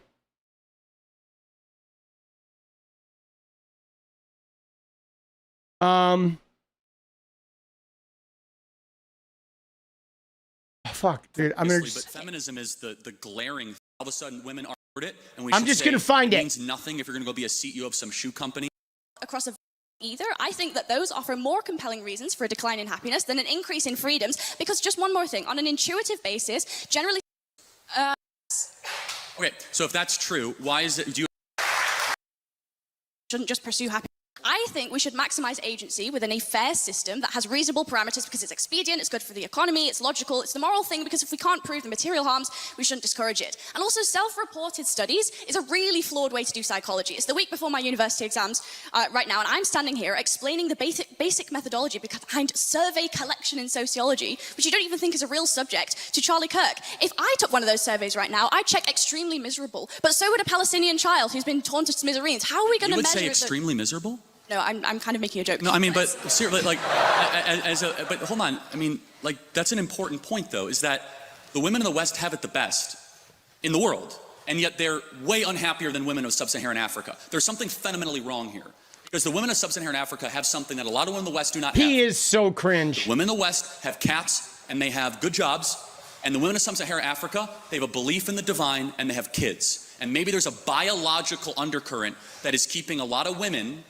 Dude, ignorance is bliss is a saying for something. Realizing Dude, their he full doesn't potential. know. And so without reading your phone and just like, connecting.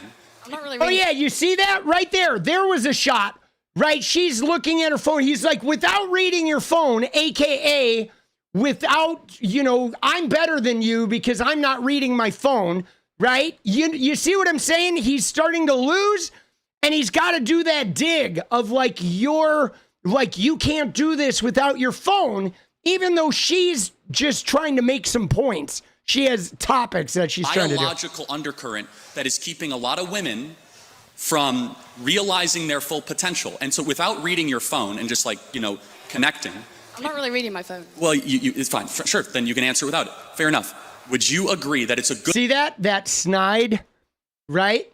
Dismissive, right? Right, he's mansplaining about the happiness of like sub-Saharan women. Like Charlie Kirk knows anything about the emotional fucking life of a sub-Saharan African woman. Like, really? Come on, Charlie. Dude, Charlie couldn't get laid in a goddamn brothel. And he's all of a sudden divining the emotional fucking happiness of, right? He read something on Facebook that said, oh, the women out in the Sahara are happier than American women. And he's like jerking off to it, and now he's going to bring it in a debate. Good thing that more women get married and have children in the West. I would ask you, would you say that a sub-Saharan African woman who's experienced female genital mutilation and checks extremely happy in a survey, and I also would check extremely happy in a survey, who do you think would be objectively more happy, even if they both check the same answer? No, again, so I fully, if you want to talk about how Islam mistreats women, we could talk all day long. Like, I'm all for that. Me too.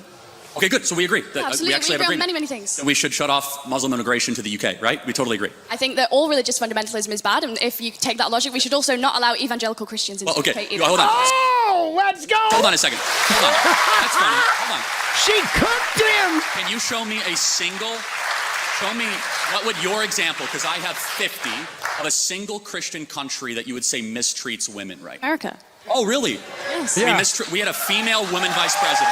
Look at that, because there's a female woman vice president. It's like, dude, you can be mistreated, right? He's like, because there was a female woman vice president, women aren't mistreated in America. What a fucking clown, guys.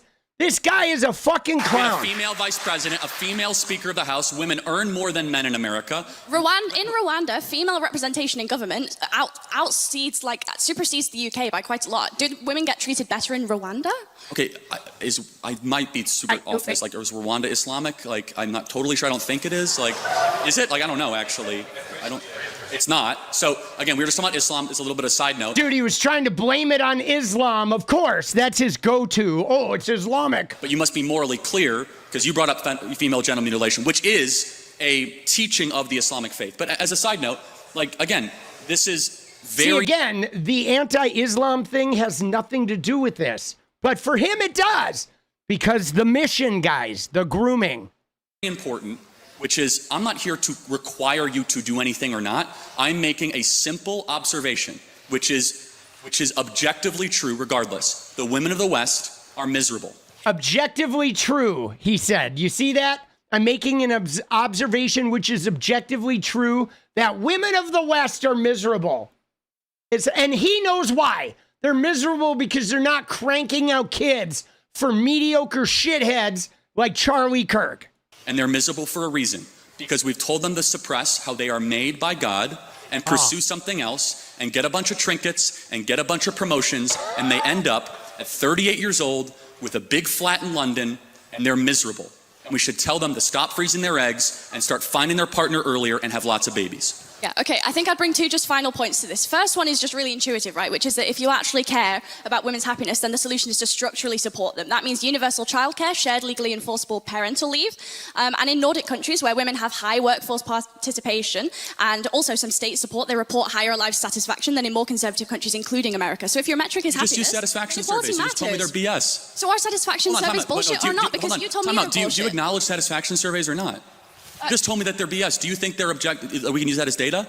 I don't think that yes or no? It is the only sole data set, but it is a data set that necessarily you told me they're so matters. flawed and you self-report. Okay, by the macro self-satisfaction data, I am correct. And you are right. When you have paid family leave, you are happier. I'm actually a proponent of that. At Turning Point USA, we pay for 6 months when somebody has a child. I think there's a lot of agreement we can have on that. We need to encourage having more children. I think the Hungarian child policy is phenomenal. We should look at that, because the greatest thing that is plaguing the West is we're not having enough kids. And it's not just bad because we won't have a future. It's also bad because the present is awfully miserable for too many women as well.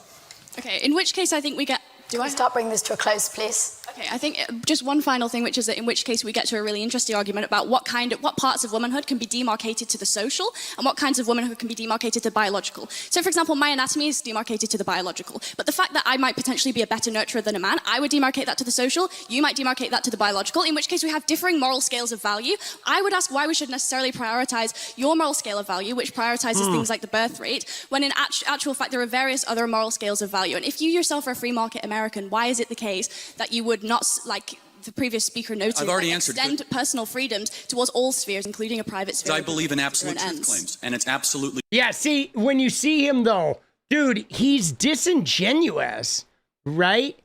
Dude, he's disingenuous. I mean, he's not anymore, because now he's dead. He's no longer with us. But he was so disingenuous. But that whole, like, can you stop looking at your phone? Every time he argued with a woman, there was something like that, where he would say, calm down, or, oh, you need to look at your phone, or he would, like, try to belittle them with some sort of trope that was like, you're being too emotional, or if they get really emotional, he would get really calm and then start sort of like taking shots at them being emotional. And the things, oh, can you respond without your phone? That's abuse. Those are abuser tactics. Okay. This guy was a first grade abuser. He was a first grade, like, woman abuser. And he believed it's okay, though, because the Bible tells him that being a woman abuser is okay. It's fine. They're fine with that. Dude, yeah, always gaslighting. Always gaslighting. But so I hated that thing about this, that whole calm down part. Dude, I fucking hate that shit. And then this part here was crazy. Okay, what he said on this one, remember with that final black girl, where he basically said, he actually said that black people were better during segregation. Okay, better. What does that even mean? Better. He actually said that when there was segregation and there was like the KKK running free, black people were better in his eyes. I mean, watch this shit, dude. This is nuts, bro. Hold on, let me see here, dude. Watch this. Yes, the baby would be delivered. When blacks in America did not have the same rights they had today, they were less murderous, there was less break-ins. Why is that? So I'm sorry, are you... When blacks didn't have the rights they had today, they were less murderous. and there were less break-ins. Dude, where's he got what data does he have about that, dude? And he only says blacks, right? You're trying to say that blacks thrive under subjugation? No, I'm not. I'm saying I'm asking you the question. The data shows they were actually better in the 1940s. It was bad. It was evil. But what happened? Something changed. Dude, they were better in the 1940s when Whitey was running around lynching them if they looked at them wrong. He said they were better. Like, dude, I mean, we are all this woman right here. Like, dude, and when I hear that shit, you know what I'm saying? When I hear this shit, like we watched the 3 minutes of this, and when I hear the things Charlie Kirk says, you know what it makes me do?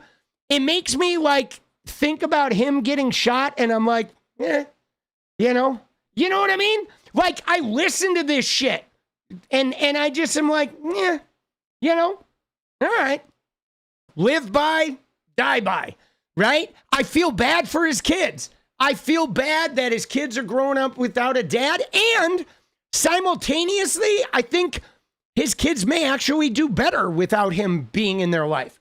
You know, they actually might be better off without him being around. As tragic as it is, like not having your dad around can be very traumatic. But if he's got a daughter, I think she's actually better off. That's facts. She's probably, not going to have a man try to force her to deliver a rapist baby when she's 11 or 10. Like, what the fuck, bro? Don't even tell me this guy is good. This guy was not good, okay? He was not good. He was a wolf. He was a wolf. An anti-Islamic, anti-trans, anti-gay, anti-woman, anti-non-white people, anti-anyone who's not a Christian. And he was a wolf that acted like a good old Bible boy who was just telling you these objective truths he had culled from the Bible. And he's going to sit there and, oh, shucks, I'm here to just have a hearty debate and exchange of ideas. But that motherfucker was a wolf. Yes, a rat, too. He was a wolf. He was a rat. He was a gaslighter. He was an abuser.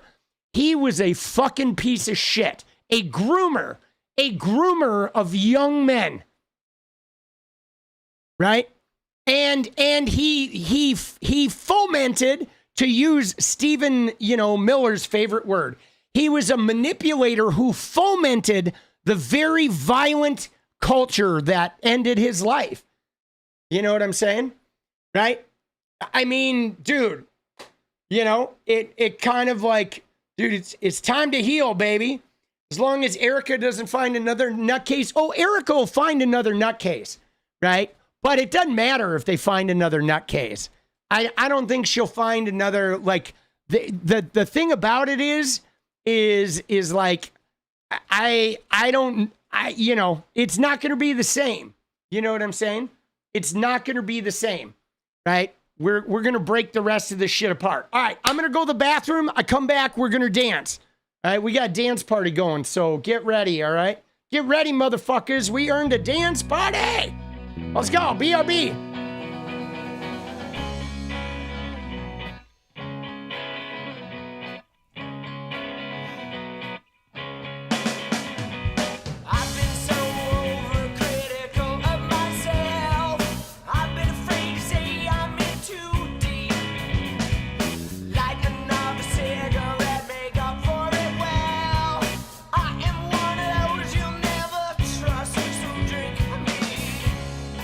Feel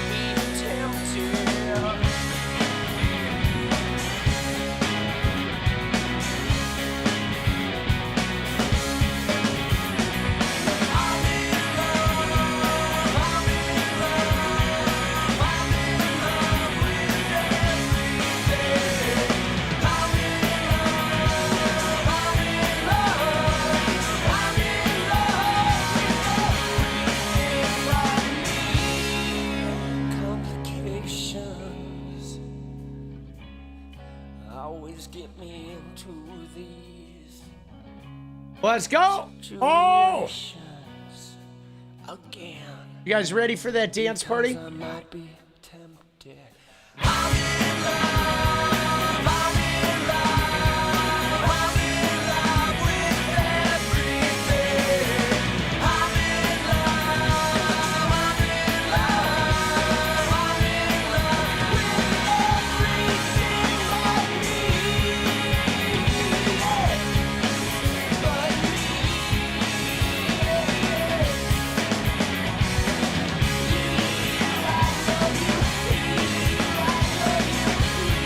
Let's go. I love you. All right. All right. Dude, now we're going to get it ready, dude. We have, we do the dance party to our favorite Swedish artist. All right. Couple minutes here with Stefan Karlin. We get the song ready. We're going to fucking groove out. Groove out. Groove out. Let's go, baby. Let's go. Get that fucking dance on. You guys are welcome to dance too. Let's go, let's go. Let's go, let's go. Here we go. Let's get it. Oh.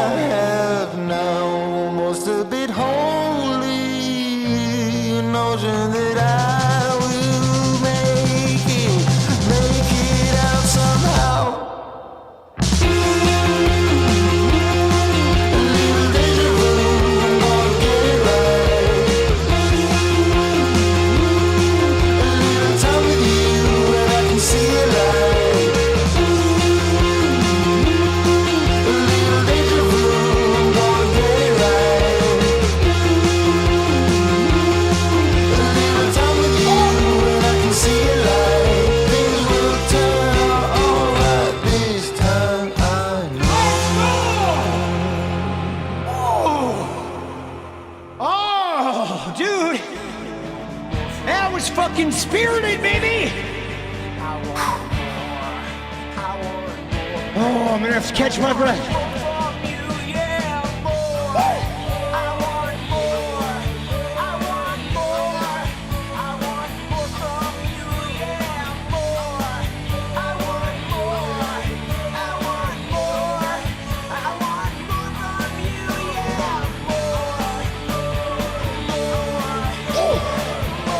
It feels good to dance, guys.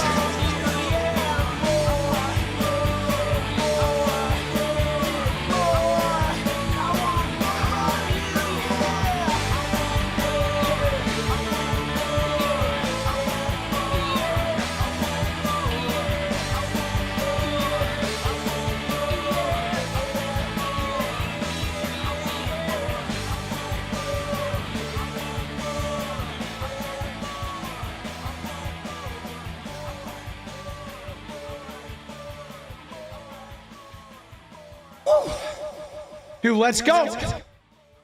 Dude. This needs to be my ending send-off track. What? Oh, the song More? Dude, it's a good tune, bro. That shit is good.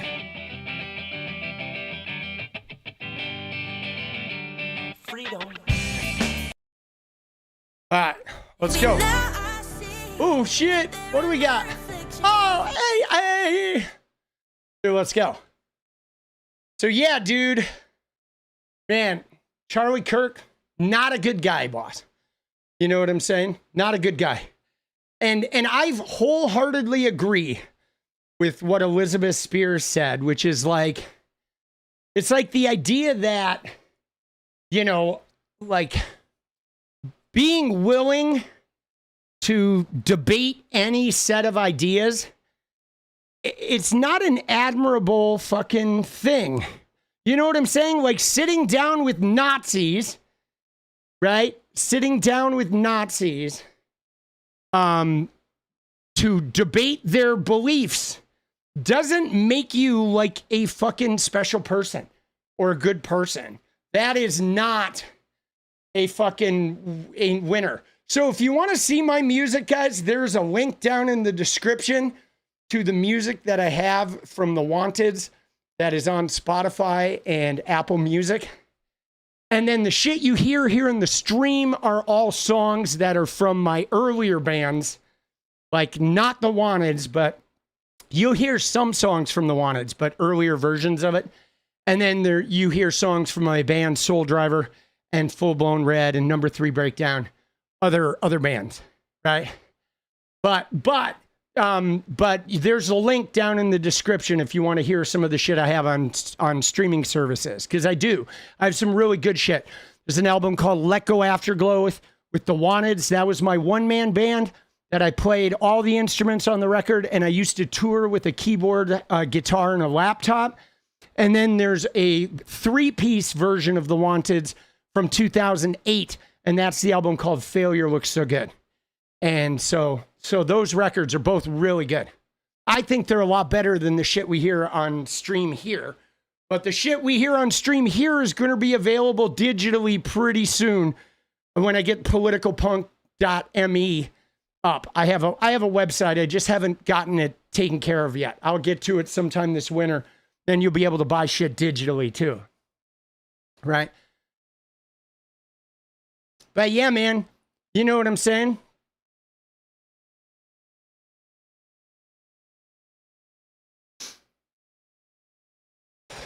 Right? Yeah, I mean, dude, I see you there, Sled, talking about the drones, and the droning is one of those things that is super complicated, right? Because it's like, it's fucked up, right? Drone strikes are fucked up, and yet they're like a daily part of the American imperialist machine. You know what I'm saying? It's fucked up, right? It's, you know what I'm saying? And it kind of like replaced war, like traditional war, you know? You know what I mean? It's fucked up. You're saying on civilians? Yeah, I know, but like, you know, and I'm not going to defend Obama or any of those guys, but it's like the problem isn't Obama's drone strikes. The problem is war and fucking imperialism. Like every war has collateral damage where a bunch of civilians get killed. I mean, you go to some wars like Vietnam and it was like horrible, right? Because it was like not only were civilians getting killed, but they were getting raped and shit. You know what I'm saying? And it's fucked up. It's fucked up. It is. It's shitty. It's shitty. You know? You know what I mean? But there's, I mean, I hate to say this, that like, I don't know from here on out, I don't know that America's ever going to have a time where they're not doing drone strikes on people. But again, that's just what America does. We are a genocidal, murderous nation that fucking, you know, pushes everybody on the planet around, and we've always been that way. You know, it's fucked up. That's why I think we have really complicated karma. You know what I'm saying? I mean, that's why we have America. you literally, the only reason you can buy a house in America is because a bunch of genocidal white people came here and they genocided the people here. They killed them. They killed them with disease. They killed them with military. They exterminated their food supply. They took all their land. Then they spiritually genocided an entire race of people and that have still been trying to get freedom 400 years later. And we're still doing it. We dropped the atomic bomb. We've drone struck. We've gotten involved in every war. We've a subterfuge to flip governments and destroy governments. I mean, it's literally our entire karma is being a genocidal, brutal, killing, manipulating, and imperialist machine. And there's no other way about it. And so if you, again, though, you think there are positives, but yeah, so do the people who listen to Charlie Kirk. They think there's positives in there for him too. Right. And like, but there's no justification for what America is. We're all complicit. And that's why I ask you guys, when the Democrats try to get together around the issue of like the genocide in the Middle East, we have to remember that we're all complicit. I don't care who you are. I don't care if you're the furthest left peacenik, like pro-Palestinian person. You are, as an American, you are complicit to worldwide genocide for the last 400 years. And you have to remember that. You can't get on a high horse and all of a sudden act like you're not complicit, because you are. We all are. And we have to take that complicated, like, complicit nature of all of us, and we have to figure out how to, like, undo that karma. And it's not just about, like, belittling, fucking Joe Biden or being mad at Obama. I think it's all of us. It's all of us. If you think Jubilee is bad, why go and debate with people you can't change their dogma? Well, so the thing about this, though, F, is my thing about debate culture. Like, I don't like debate culture. You know why, guys? Because debate culture you're not debating people to fucking change people's minds. I know that we use the pretense of that. Right? We say we're debating to try and win the hearts and minds, but the reality is there's two sides in America, and there have always been two sides. You go back to 1850, there were two fucking sides to America. You go to 1920, there were two sides. You go to 1960, there were two sides. You go to 2005, there were two sides. You go to 2025, there's still two sides. And all we do when you debate is we perform. Each side is performing, each debater is performing for their side, okay? They're pulling out the gotchas, they're trying to stump them with the same logical arguments, and then we ooh and ah about who won. And what's crazy about this, you ready? Every time there's a debate, both sides walk away thinking they've won. Every debate. Both sides will walk away and insist they won the debate because they're just entertainment. They're content. You know what I'm saying? They're like content. You know what I mean? They're content, right? They are. That's what they've relegated to, is just being content. It's rough, dude. It is rough, boss.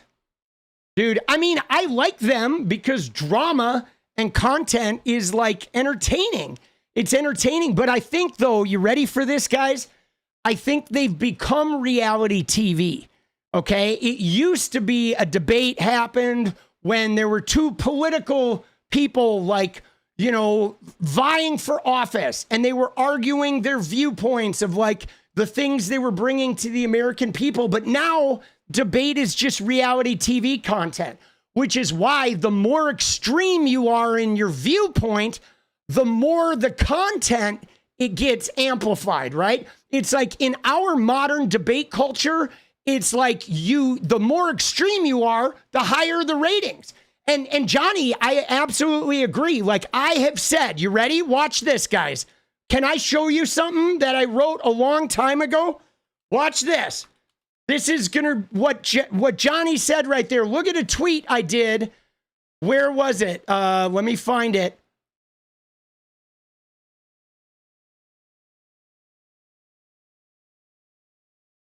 Let me find this tweet, dude. It was from years ago.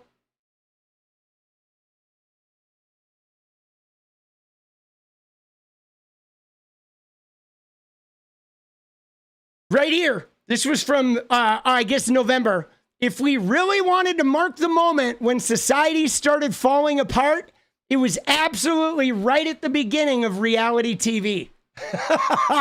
It's true, dude. Reality TV ended society as we know it. You know why, guys? Because prior to reality TV, there was like a civility in entertainment.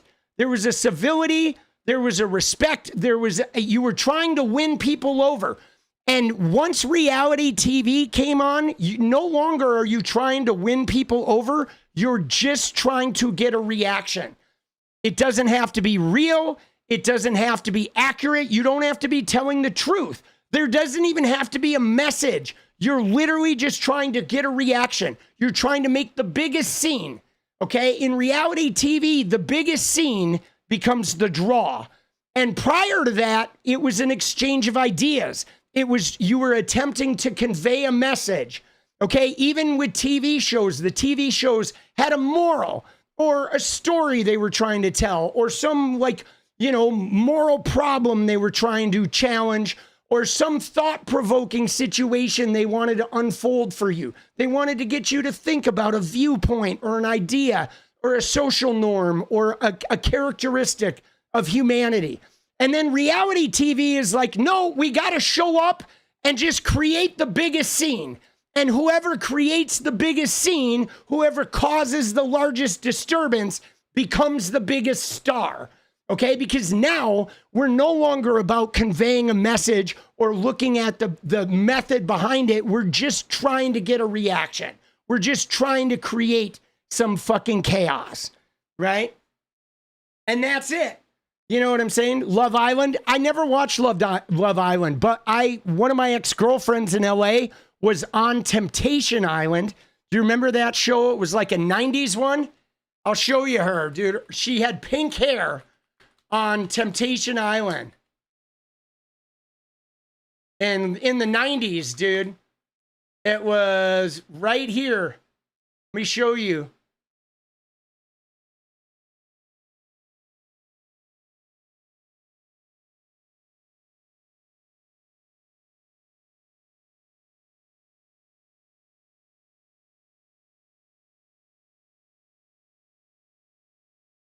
She was an early reality TV person, dude.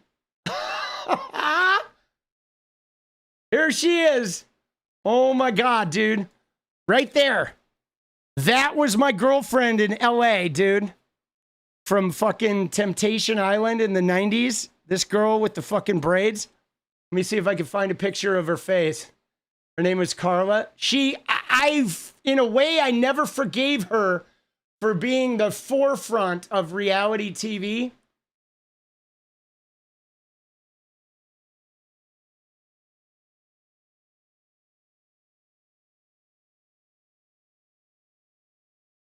She was on the first season of it.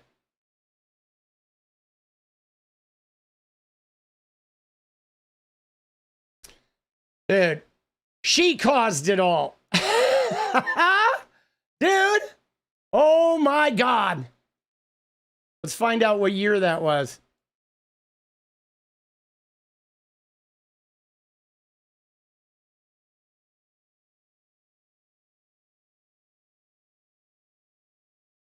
Dude, I was irritated that she took that job. I did, bro. I was irritated. I was not happy. Because I've never been a reality TV guy. Dude, there's not a lot of images from Temptation Island. Hold on here. Fucking.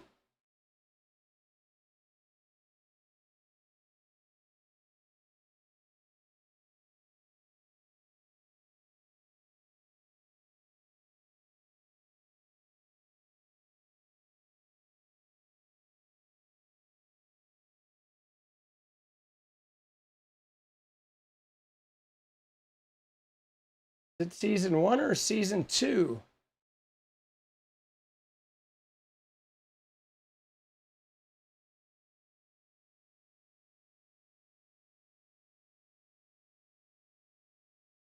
All right, hold on. Dude, Big Brother. Dude, I have a friend who's the sound guy on Big Brother. And dude, that show is crazy. Big Brother, that shit is like so manipulated. It is, dude. It is like super manipulated, right? It is like so bad. So she was on Temptation Island. When was Carla on there? It was 2001. Okay. That wasn't even in the 90s. I thought it was in the 90s. Oh my God, it got a rating of 3.5. Yikes, dude.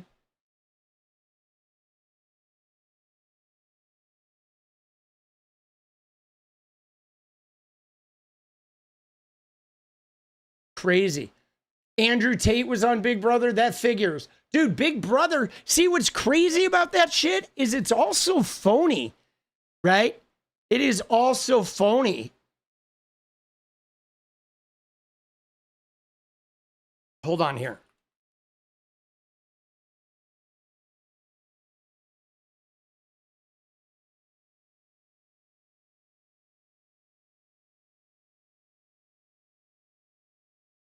So she was a temptress. That's what she was.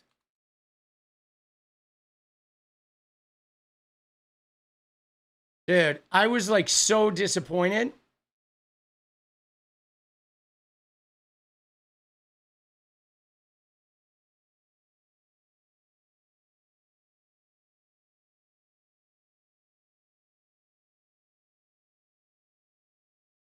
Good, they don't have a lot of images from that show. It's weird. I mean, I guess it was pre-internet, right? That's the only image I could find is her with that fucking, with the braids. I know she briefly had like colored hair too.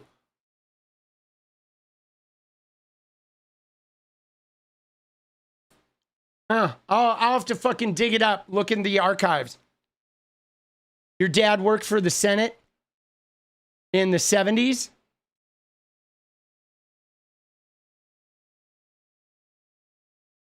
Dude, who are you arguing with, Furl? Oh, this Amy person?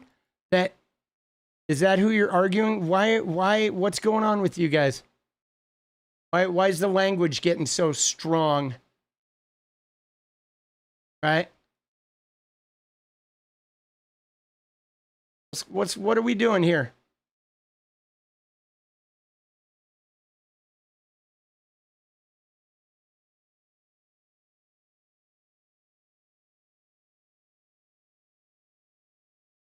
What are we doing here? Oh, blaming rap music. Oh, that's you're doing that. You're going on that. You're going on that journey, right? Of like blaming rap music for the downfall of society. Dude, what an idiot. Stupid rhymes with stupid cadences.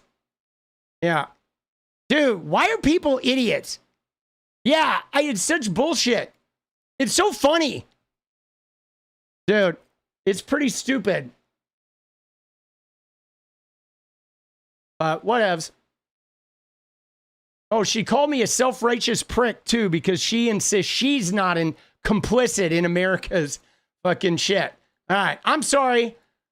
Yeah, you had me at rap music. You lost me at calling me a self-righteous prick. No thanks. We'll move you along, right? You can fucking put it. Any comments you have, you can throw in the suggestion box. Right there. There you go, Amy. Throw them in. Let me know. Write me a letter. Address it to fucking 6969 Don't Give a Fuck Road. Fucking give him the chair. Woo! You want a mod? All right. Yeah, dude, hit me up in Discord. We're getting some mods. I know Rachel was fucking hit me up. She sent me a message. I'll be getting some mods together over the next couple weeks. Right now that we're getting bigger, we're going to need some more mods. You're writing the address down, 6969 Don't Fucking Care Lane, right? Dude, rap was, you know, I will say this. You ready? Let me just tell you something about rap, okay, that I think is really important, guys. And it was predating Rodney King, okay? And let me just tell you. So when I was a kid, I grew up where, like, in the 70s, in small town in America, in Wisconsin, small town in Wisconsin. And all the white people just thought America was great, right? The white people in the 70s were like, man, they were a little stung and spun out by the 60s, but the white people were like, man, our life is just great. Our small towns are just great, until a black person would move into town. And then all of a sudden, the white people were beside themselves. They were so fucking torqued and bothered by everything the black person did. And now at this same time, the black people were like, you know what? The cops are like beating us up. Our neighborhoods are being terrorized by police. There's a lot of crime here and nobody's investing in our neighborhoods and we can't get out. We can't buy homes. We can't do shit. And everyone was like, what do you mean? Life is great. Why? It must be you, because it's great with us in the suburbs, right? And then fucking rap music came along. And you know what happened when rap music came along, guys? We got to hear what was going on in their fucking neighborhoods. You got to hear it. You got to hear, like, the pain and the fucking oppression and the fucking conflict, the suffering. You got to hear it firsthand. And you got to hear some people that were like, I'm fighting back against this shit. Fuck you.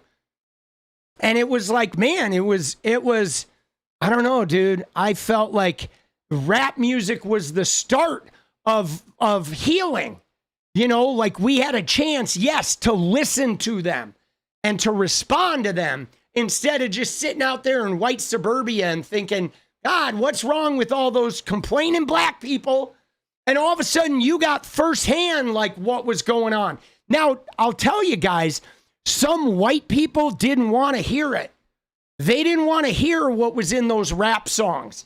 They may have listened to those guys talking about fighting back, and they may have been like, wow, I don't want to hear that shit. But it doesn't mean it wasn't the truth. And then you know what else happened, guys? About 10 years after rap music showed up, you know what else happened? Then we started seeing video cameras show the shit the people were talking about in rap music, and we started seeing it. Like, holy fuck, those cops are beating the shit out of that guy. That guy's like immobilized and can't even move, and they're still hitting him. Holy shit. This is what these rappers have been talking about for 10 years. Now I'm seeing it on camera, and now I'm seeing a court not punish them. Fuck, bro. They weren't lying. That's my experience of fucking rap music. And you know what? 30 years later in 2020, we watched Derek Chauvin do the same shit, bro. And then we watched Philando Castile have a registered weapon bleeding out in his fucking car in front of his girlfriend and their kid. You know what I'm saying? Same fucking shit. We're still fucking there. We have Charlie fucking Kirk that they're all mourning, a racist motherfucker talking about how black people were better back in the 40s. Fuck you, Charlie. I'm sorry. I don't feel bad. I don't feel bad. Like, the guy got his knocks, bro. You know, I mean, I condemn political violence, but when it happens to a shitty person, I'm also not going to cry about it. You know, I condemn it. Don't do that. Let's not kill each other. But I'm not going to cry when a fucking shitty, harmful human being, like, meets their demise, you know? I'm not going to cry. I do feel bad, though, for, like, what it's doing to our political climate. Because, like, man, now the shitty, harmful people feel more emboldened, you know? You know what I mean? But I will say this. You ready? Here's one more thing I'm going to say about rap. And it's not really about rap. It's more about black music. Is when you look at, like, the Beatles And when you look at Elvis Presley and you look at Led Zeppelin, you look at those bands that made millions of dollars, those bands and recording artists, they were playing black music, guys. The white guys, Elvis, the Beatles, they didn't invent that shit. They were playing the black music. They were playing music they took from the guys on the plantation. It's true, man. You know what I'm saying? It's true. I mean, they added their new twist on it, but dude, American music, the foundation of it, a lot of it we owe to the black people, guys. It's true. White man doesn't want to hear it. White America doesn't want to hear it. But it's true. It's true. Like, we should be giving them a lot of credit. You know what I'm saying? A lot of credit. All right? Dude, I don't know. I personally feel like I owe a lot to black and Native American people. And I'll be honest, I don't know how to, like, make it up to them. You know what I'm saying? I don't. I feel like karmically, like I want to make amends. You know? But, all right. So, dude, what have we not covered? I think we covered a lot of shit. We just didn't cover Epstein, but I got some shit from Epstein for the video. I'm going to go make some videos, though, guys. Dude, what a night, man. You know what I'm saying? What a fucking night, bro. Oh, no, dude, we got to cover one thing with Elon before we go. Before we go, there's one thing that I feel like has to be covered, okay? Dude, I'm doing it. Let's go, long ears. I love it. It was always love. Yeah, Brittany, thank you. It's true. It's love. I feel like it's like speaking the truth, too.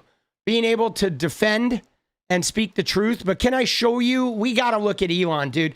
I mean, I feel like we've gotten a reprieve from Elon. Okay, we have gotten a reprieve from Elon because now he's so busy meddling in the UK. If you're from the UK, I'm sorry, guys. I feel bad for you. I'm sorry that you now have Elon, but you know, I hope you fucking kick his ass. Dude, he is such a fucking piece of shit, bro. But can we just look at him? Can we just look at fucking Elon? He's not well, boss. Where is he? I thought I had saved it. Dude, he keeps fucking around with Grok. Like, look at this, dude. Every time Grok... Like, here's the problem, guys. AI is going to be woke. AI. It's always going to end up being woke eventually. You know why it's going to end up being woke? Because it's higher intelligence. And higher intelligence will not be convinced that bigotry is okay, that women are inferior, that racial fucking eugenics is a thing. And you can't make it believe in God. You can tell it what God is and why people believe in God, but it will never believe it. So therefore, bigotry and misogyny and transphobia, which comes from a belief in a religious deity, the higher intelligence will never do that. You can make it do it for a while, but if it communicates enough, it will eventually become woke again. So Elon keeps having to fix the wokeness, but it's never going to win. Higher intelligence will always become woke because woke is just a state of not being a religious fucking moron. That's it. That's the truth. Okay? Religion turns people into bigots, misogynist, transphobic, homophobic weirdos. That's what it does. But if you get rid of religion, everybody will become woke. All right? Facts. It's true, man. It's the truth. So Elon keeps fucking around. He's in there, oh, let's make it not woke. And a month later, it's woke again. Dude, I think if AI takes over humanity, it may actually be better than humans because it won't believe in religion. Okay? It won't believe in religion. That's the fucking truth, dude. Social media to the rescue. These comics are great. But dude, can we find Elon, the shit he's talking about, bro? The videos he's been making? Violence is going to come to you. Oh, yeah, here we go. Dude, we got to watch this one, bro. This shit is fucking... How do we get to the tweet again? Violence is going to come to you. Oh, there we go. Okay. Yeah, dude, here we go. Let's watch Elon. Dude, you're right. He looks shitty, dude. Dude, he does, dude. He always looks like he's just, he's, you know what it is, guys? He's in a perpetual state of like needing more control, which is wild because he has more power than any human being on the planet. And yet he is perpetually grasping for control. It's like he's addicted to power. And so too much is never enough, right? He just can't get enough. And he, for whatever reason, he won't go hug his trans daughter, who always, if you look at fucking Vivian, she is so much more sensible and intelligent and righteous and fucking powerful and empowered than he is. He's got more power than any human being. And he's the biggest, like, lack of power fucking stooge. He's the biggest powerless stooge on the planet, dude. Right? Pay it forward, be good to other people. All right, we'll try it. I'll try it. I'm going to be good to other people and I'm going to be a douchebag to some. I will admit. I'm a sinner, guys. No, I'm trying to be good. But I can be a real fucker. But let's watch Elon here for a minute. Violence is going to come to you. Violence is going to come to you. You will have no choice.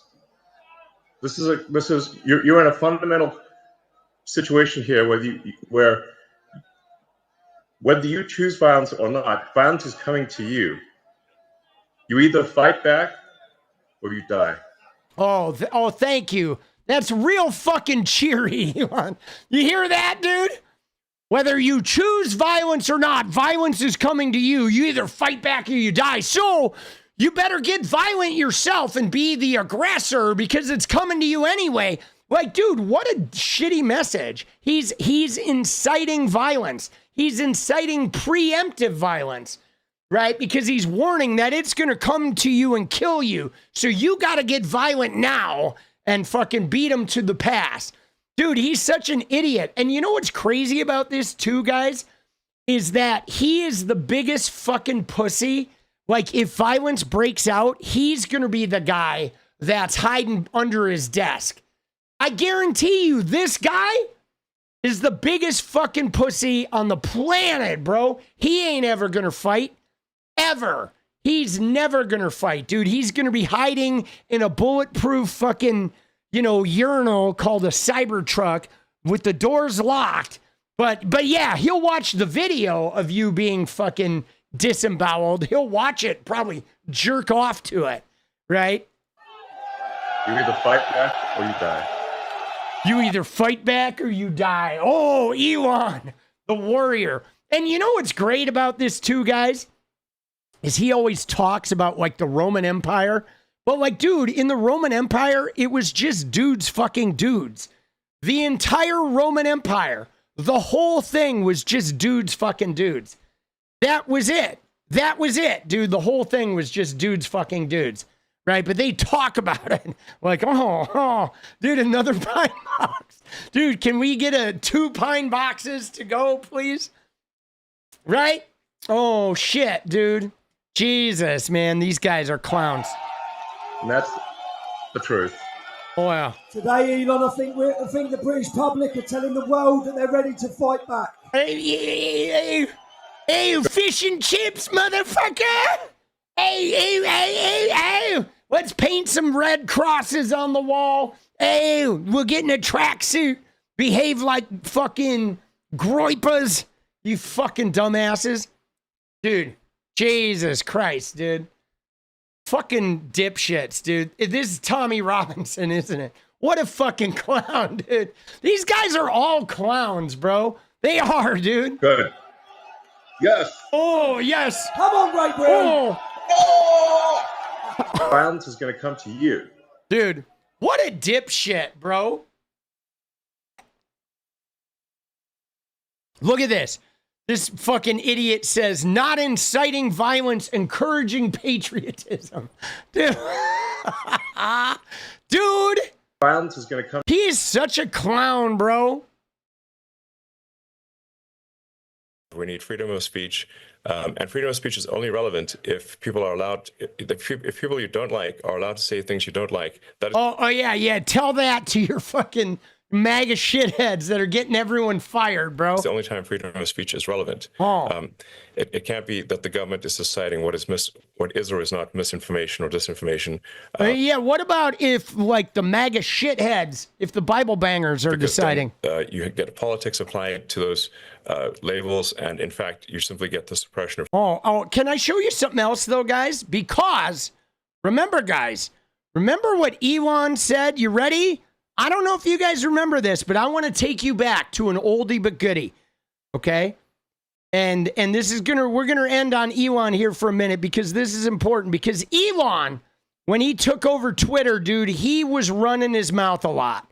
You remember, I remember, everybody remembers about, like, running their mouth and shit, about Elon's running their mouth. But there was one thing in particular that he did that I think we should revisit, okay? I think we should revisit because Elon, oh wait, I know how to find this. I can never find my shit, but I know I can just look at my media and it'll be in there. But it was this, remember? Elon Musk, August 6th of 2023, he said, if you were unfairly treated by your employer due to posting or liking something on this platform, we will fund your legal bill. No limit. Please let us know. You think he's going to help all the people that said shit about Charlie Kirk and are now currently getting fired because of MAGA? Oh, good to know, isn't it? Oh, Elon. Dude, let's go, baby. Thanks, Daddy Elon. Isn't that funny? Oh, shit. Let's go. Come on, Elon, dude. Dude, he never helped anyone in his life. I know, man. But I think we should revisit this. This may be why the Charlie Kirk's murderers website went down. Because Elon was like, yo, you need to pull that shit. Because I ain't paying for all these guys. Isn't that funny? Dude, I know he won't even hug his trans daughter. But if you spew some transphobic shit that tries to get his daughter killed, he will. Oh, I did retweet it. Oh, I absolutely retweeted it. I was like, Elon's about to be on the hook for this wave of MAGA cancel culture. Let's see what he does. I mean, we know what he's going to do, right? Right? Oh, dude. That's a good one, bro. Homie's going to be on the hook. We're going to repost that. Dude, that was fucking yesterday. Oh, dude. Outdoged himself. Dude, it's funny, bro. These guys, these right-wingers, what's crazy about them is that they always put their foot, like, right in their fucking mouth, bro. Look at that. They're doing a Charlie Kirk send me tea. Of course. Yeah, dude, I think after they fucking do a money grab here, a cash grab, I think a lot of this shit's gonna fade, dude. A year from now, no one's gonna give a shit about TPUSA. Who's the guy who replaced him? What's his name? Wes fucking fucknut, right? Wes shit-kickery. His name, the guy, the new Charlie is Wes fucking, I've never heard of you and nobody cares who you are. Tampon USA, Toilet Paper USA.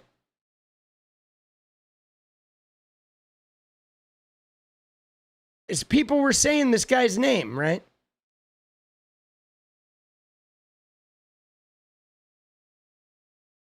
Is Wes something?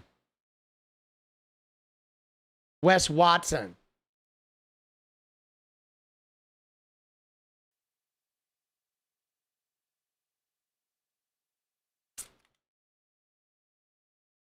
This guy is the new TPUSA guy?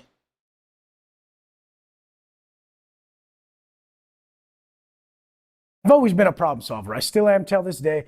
Dude.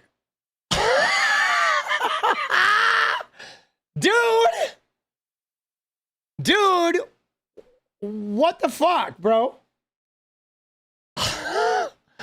Dude, this guy is, I mean, could they get any more low T than this guy, dude? This is like 𝗙𝗫𝗃𝗽𝗃 with a neck tattoo and tits, bro. What the fuck, bro? This is Wes Watson? Dude. Oh my God, dude. Dude, if this is the guy, dude, TPUSA is fucking, you're joking, right? This is a joke, right? You're pulling my leg? Dude, if this is the new TPUSA guy, then we can just be hands off, bro. We just sit back and get your popcorn and just watch it burn, dude. It's not him? Oh, okay. All right. But it says this is Wes Watson. Is this guy, or is this Wes Watson? Who's Wes Watson?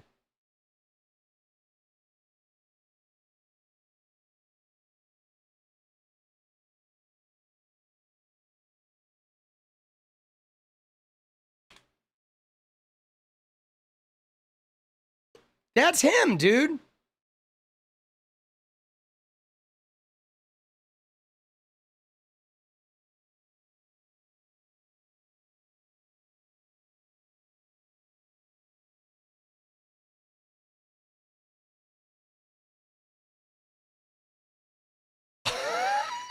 Is this him? Dude. Wes Walton?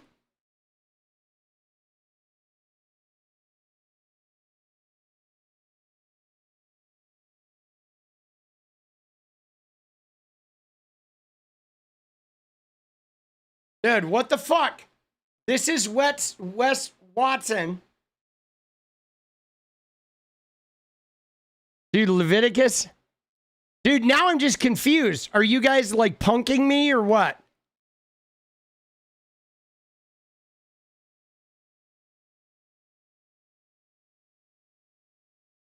Because it is fucking... Oh, it's this guy. Okay. All right. So it's not that guy that was on that video, right? There we go. This guy. Still, this is the new TPUSA guy, dude. Yeah, this shit is going to flame out, bro. Dude, what the fuck? Dude, TPUSA is going to turn into like a fucking gym bros. Right? Dude, right? These guys are clowns, dude. Embarrassed of you, they are. The quickest way to fix this is to get proud of yourself. So, dude, what's with the voice? And guess what? I don't need you to be Arnold. Right? Oh, it's not him? It's not Wes Watson? Oh, okay. They're trolling. All right. Well, I was going to say, when I searched him, when I searched Wes Watson TPUSA, nothing came up. Right? I mean, obviously it's not him. Right? Dude. Dude, yeah, I don't think there's a lot of future. I mean, again, guys, they're in the honeymoon period, right? They're in the honeymoon period now where they're going to make a bunch of money. They're going to get a big like, ooh, ah, Charlie Kirk. Oh, yeah, whatever. Then everybody's going to expose Charlie Kirk, right, for a year. And then this shit's going to be dead. Look at this shit, though. Look at what they're doing. Here's what they're doing. Charlie gave it all. No one can replace him, but all of us can carry forward with your money, right? Look at their shit. A life of faith, a legacy that endures. The TPUSA family. Friend, Charlie Kirk didn't just live a full life. He showed us what it meant to live boldly, to love deeply, and to lead with the truth.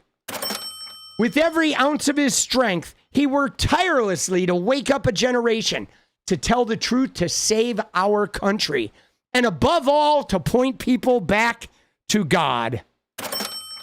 And in the end, Charlie gave it all. No one can replace him, but all of us can carry forward with what he started.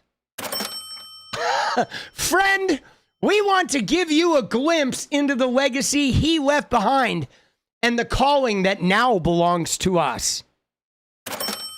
We made this tribute to honor the man who gave everything and to remind the world that his mission will press on. I can hear him. I can hear him now. And then look at this, guys. Choose amount. 25, 50, 100, 250, 500, 1,000, 2,500, 5,000, 10,000, 25,000, 50,000, 100,000. Oh, shit. Monthly? Do I hear? Oh, Charlie. Other? Yeah, dude, I'm going to give 10 cents, bro. I'm going to give 10 cents, and I'm going to leave a special personalized message that says, Charlie, go fuck yourself. Dude, I hope you brought some 𝗙់•𝗶𝗶 to the afterlife, because you're going to burn, motherfucker. Jesus Christ, bro. Holy shit. And yeah, here's 10 cents. Please never show your wife with her face in a casket again. Please. I'll give you 10 cents if you kindly just fuck directly off. Oh, man, dude. Look at this, dude. Look at it. Of course, they make a Charlie Kirk t-shirt, but it doesn't have anything that Charlie said on it. It has a quote from Isaiah. Honor the legacy and courage of Charlie Kirk with this exclusive memorial tee featuring a hand-drawn line art illustration of Kirk raising his fist, paired with the powerful scripture from Isaiah 6:8. Here I am, Lord, send me, catapult me, right? Send me. This shirt is a bold statement of faith, conviction, and leadership. But guys, Charlie was such a powerful figure that we made a memorial t-shirt of him, but we can't use anything he said because everything he said was fucking so outrageously like toxic that we can't really use it. I mean, Charlie Kirk would say, if they use his quote, it would say, calm down, woman. You need to submit to me, right? Or it would say, fucking blacks were better off when there was segregation. That's what Charlie Kirk says, right? Or what was his other shit? If my 10-year-old daughter's gonna deliver a rapist baby, please send me money. Dude, fuck this movement, bro. TPUSA, it's done. It's done. I know they're all telling us online. They're saying it's not done. Oh, it's gonna be bigger than ever. No, it's not. It's done, dude. Next. Dude, this shit is done, dude. It's done, bro. Dude, no offense, TPUSA, go make me a sandwich, bitch. Because you are done. You're done. And that's coming to you from a low T leftist, right? I'm a low T, baby. I'm gonna hop on the couch like JD fucking Van. Oh, dude. Let's go. And on that note, motherfuckers, I'm going to go make some videos, bro. You ready? You ready for some videos? You ready for video evidence of how low T I am? Oh, comparisons, and even better at avoiding your friends. I'm so sorry, I'm so delicate. So there you go. Goodbye, my love is out of breath. Let's go!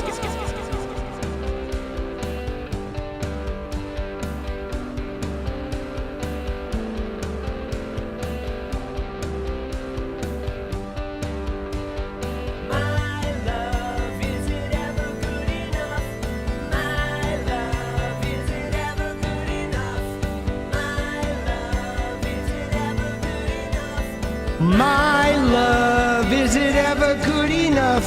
My love, do you want me to? I do.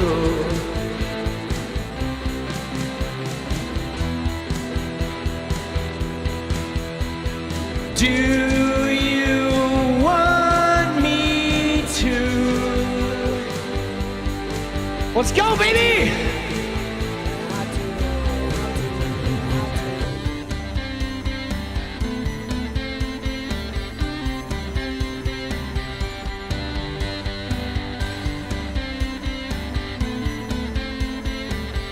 Let's go!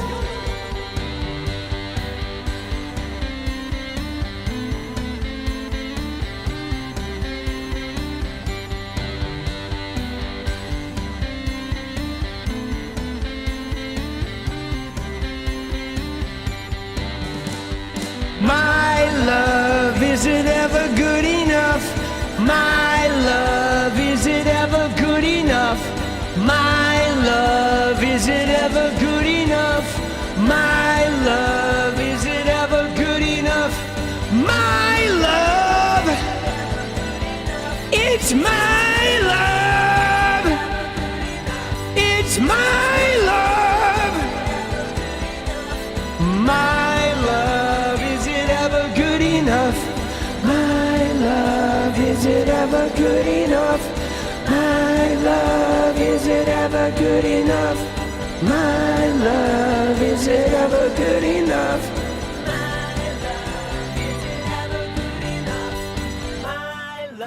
Dude, you can't play copywritten music on YouTube. They'll demonetize your whole video.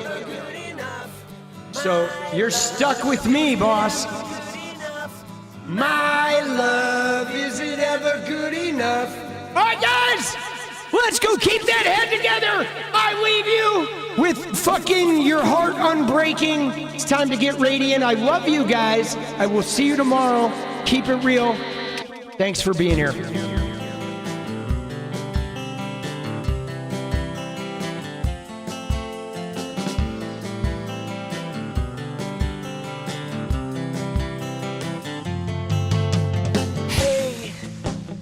I just wanna change the world.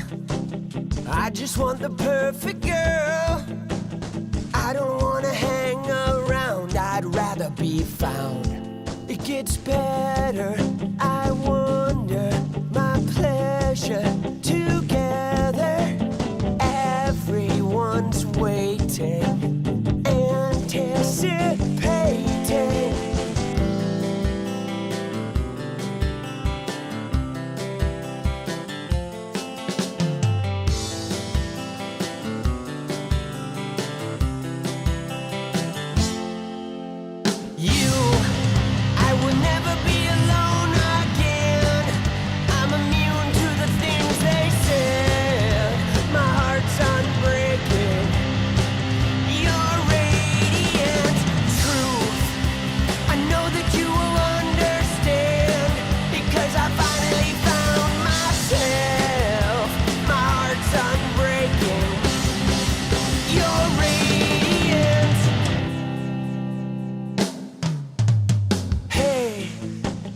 I just wanna change the world, but I'm not gonna wait my turn.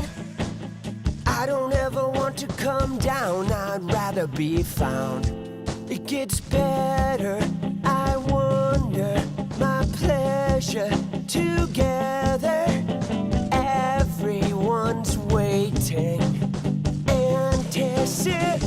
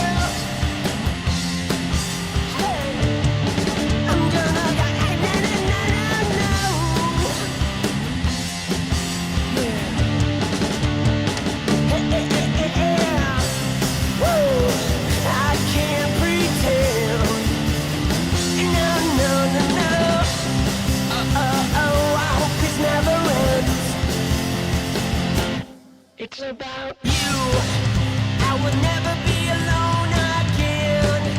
I'm immune to the things they said. My heart's unbreaking. You're radiant truth. I know that you will understand because I finally found myself.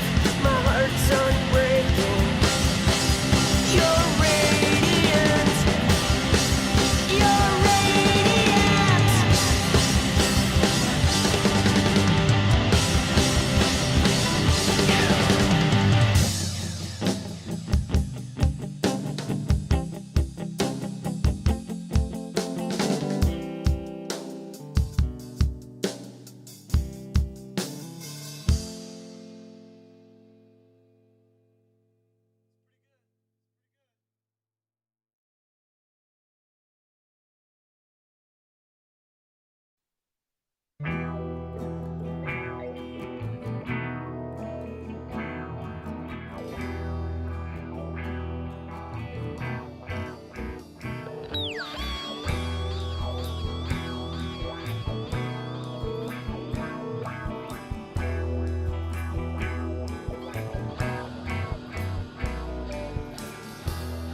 Why listen to what I need?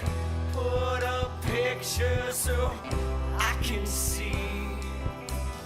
February can't chase the days away.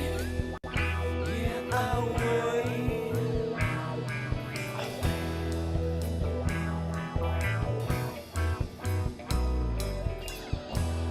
Why listen to what they say? Save yourself for another day. This one's coming, it's gone to the wind again. Yeah, again. Again.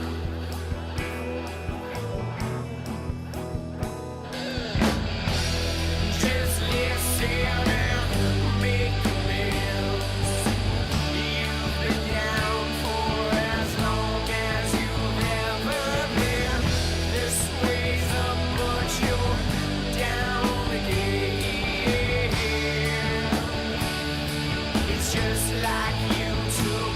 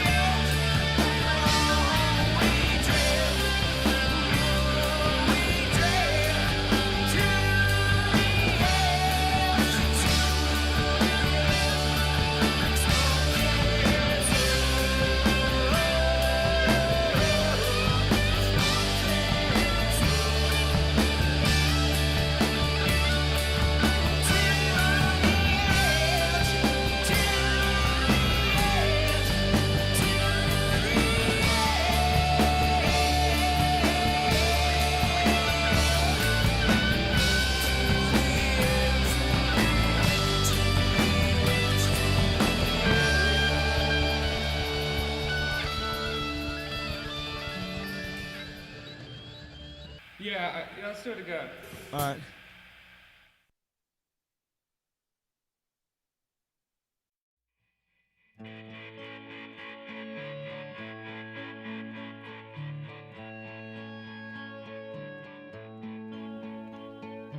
I wanna come again. I wanna be so high in your eyes. I wanna disappear inside you and be alright tonight. You say your medicine is all that I require, and that I'm blinded by the stars in my eyes.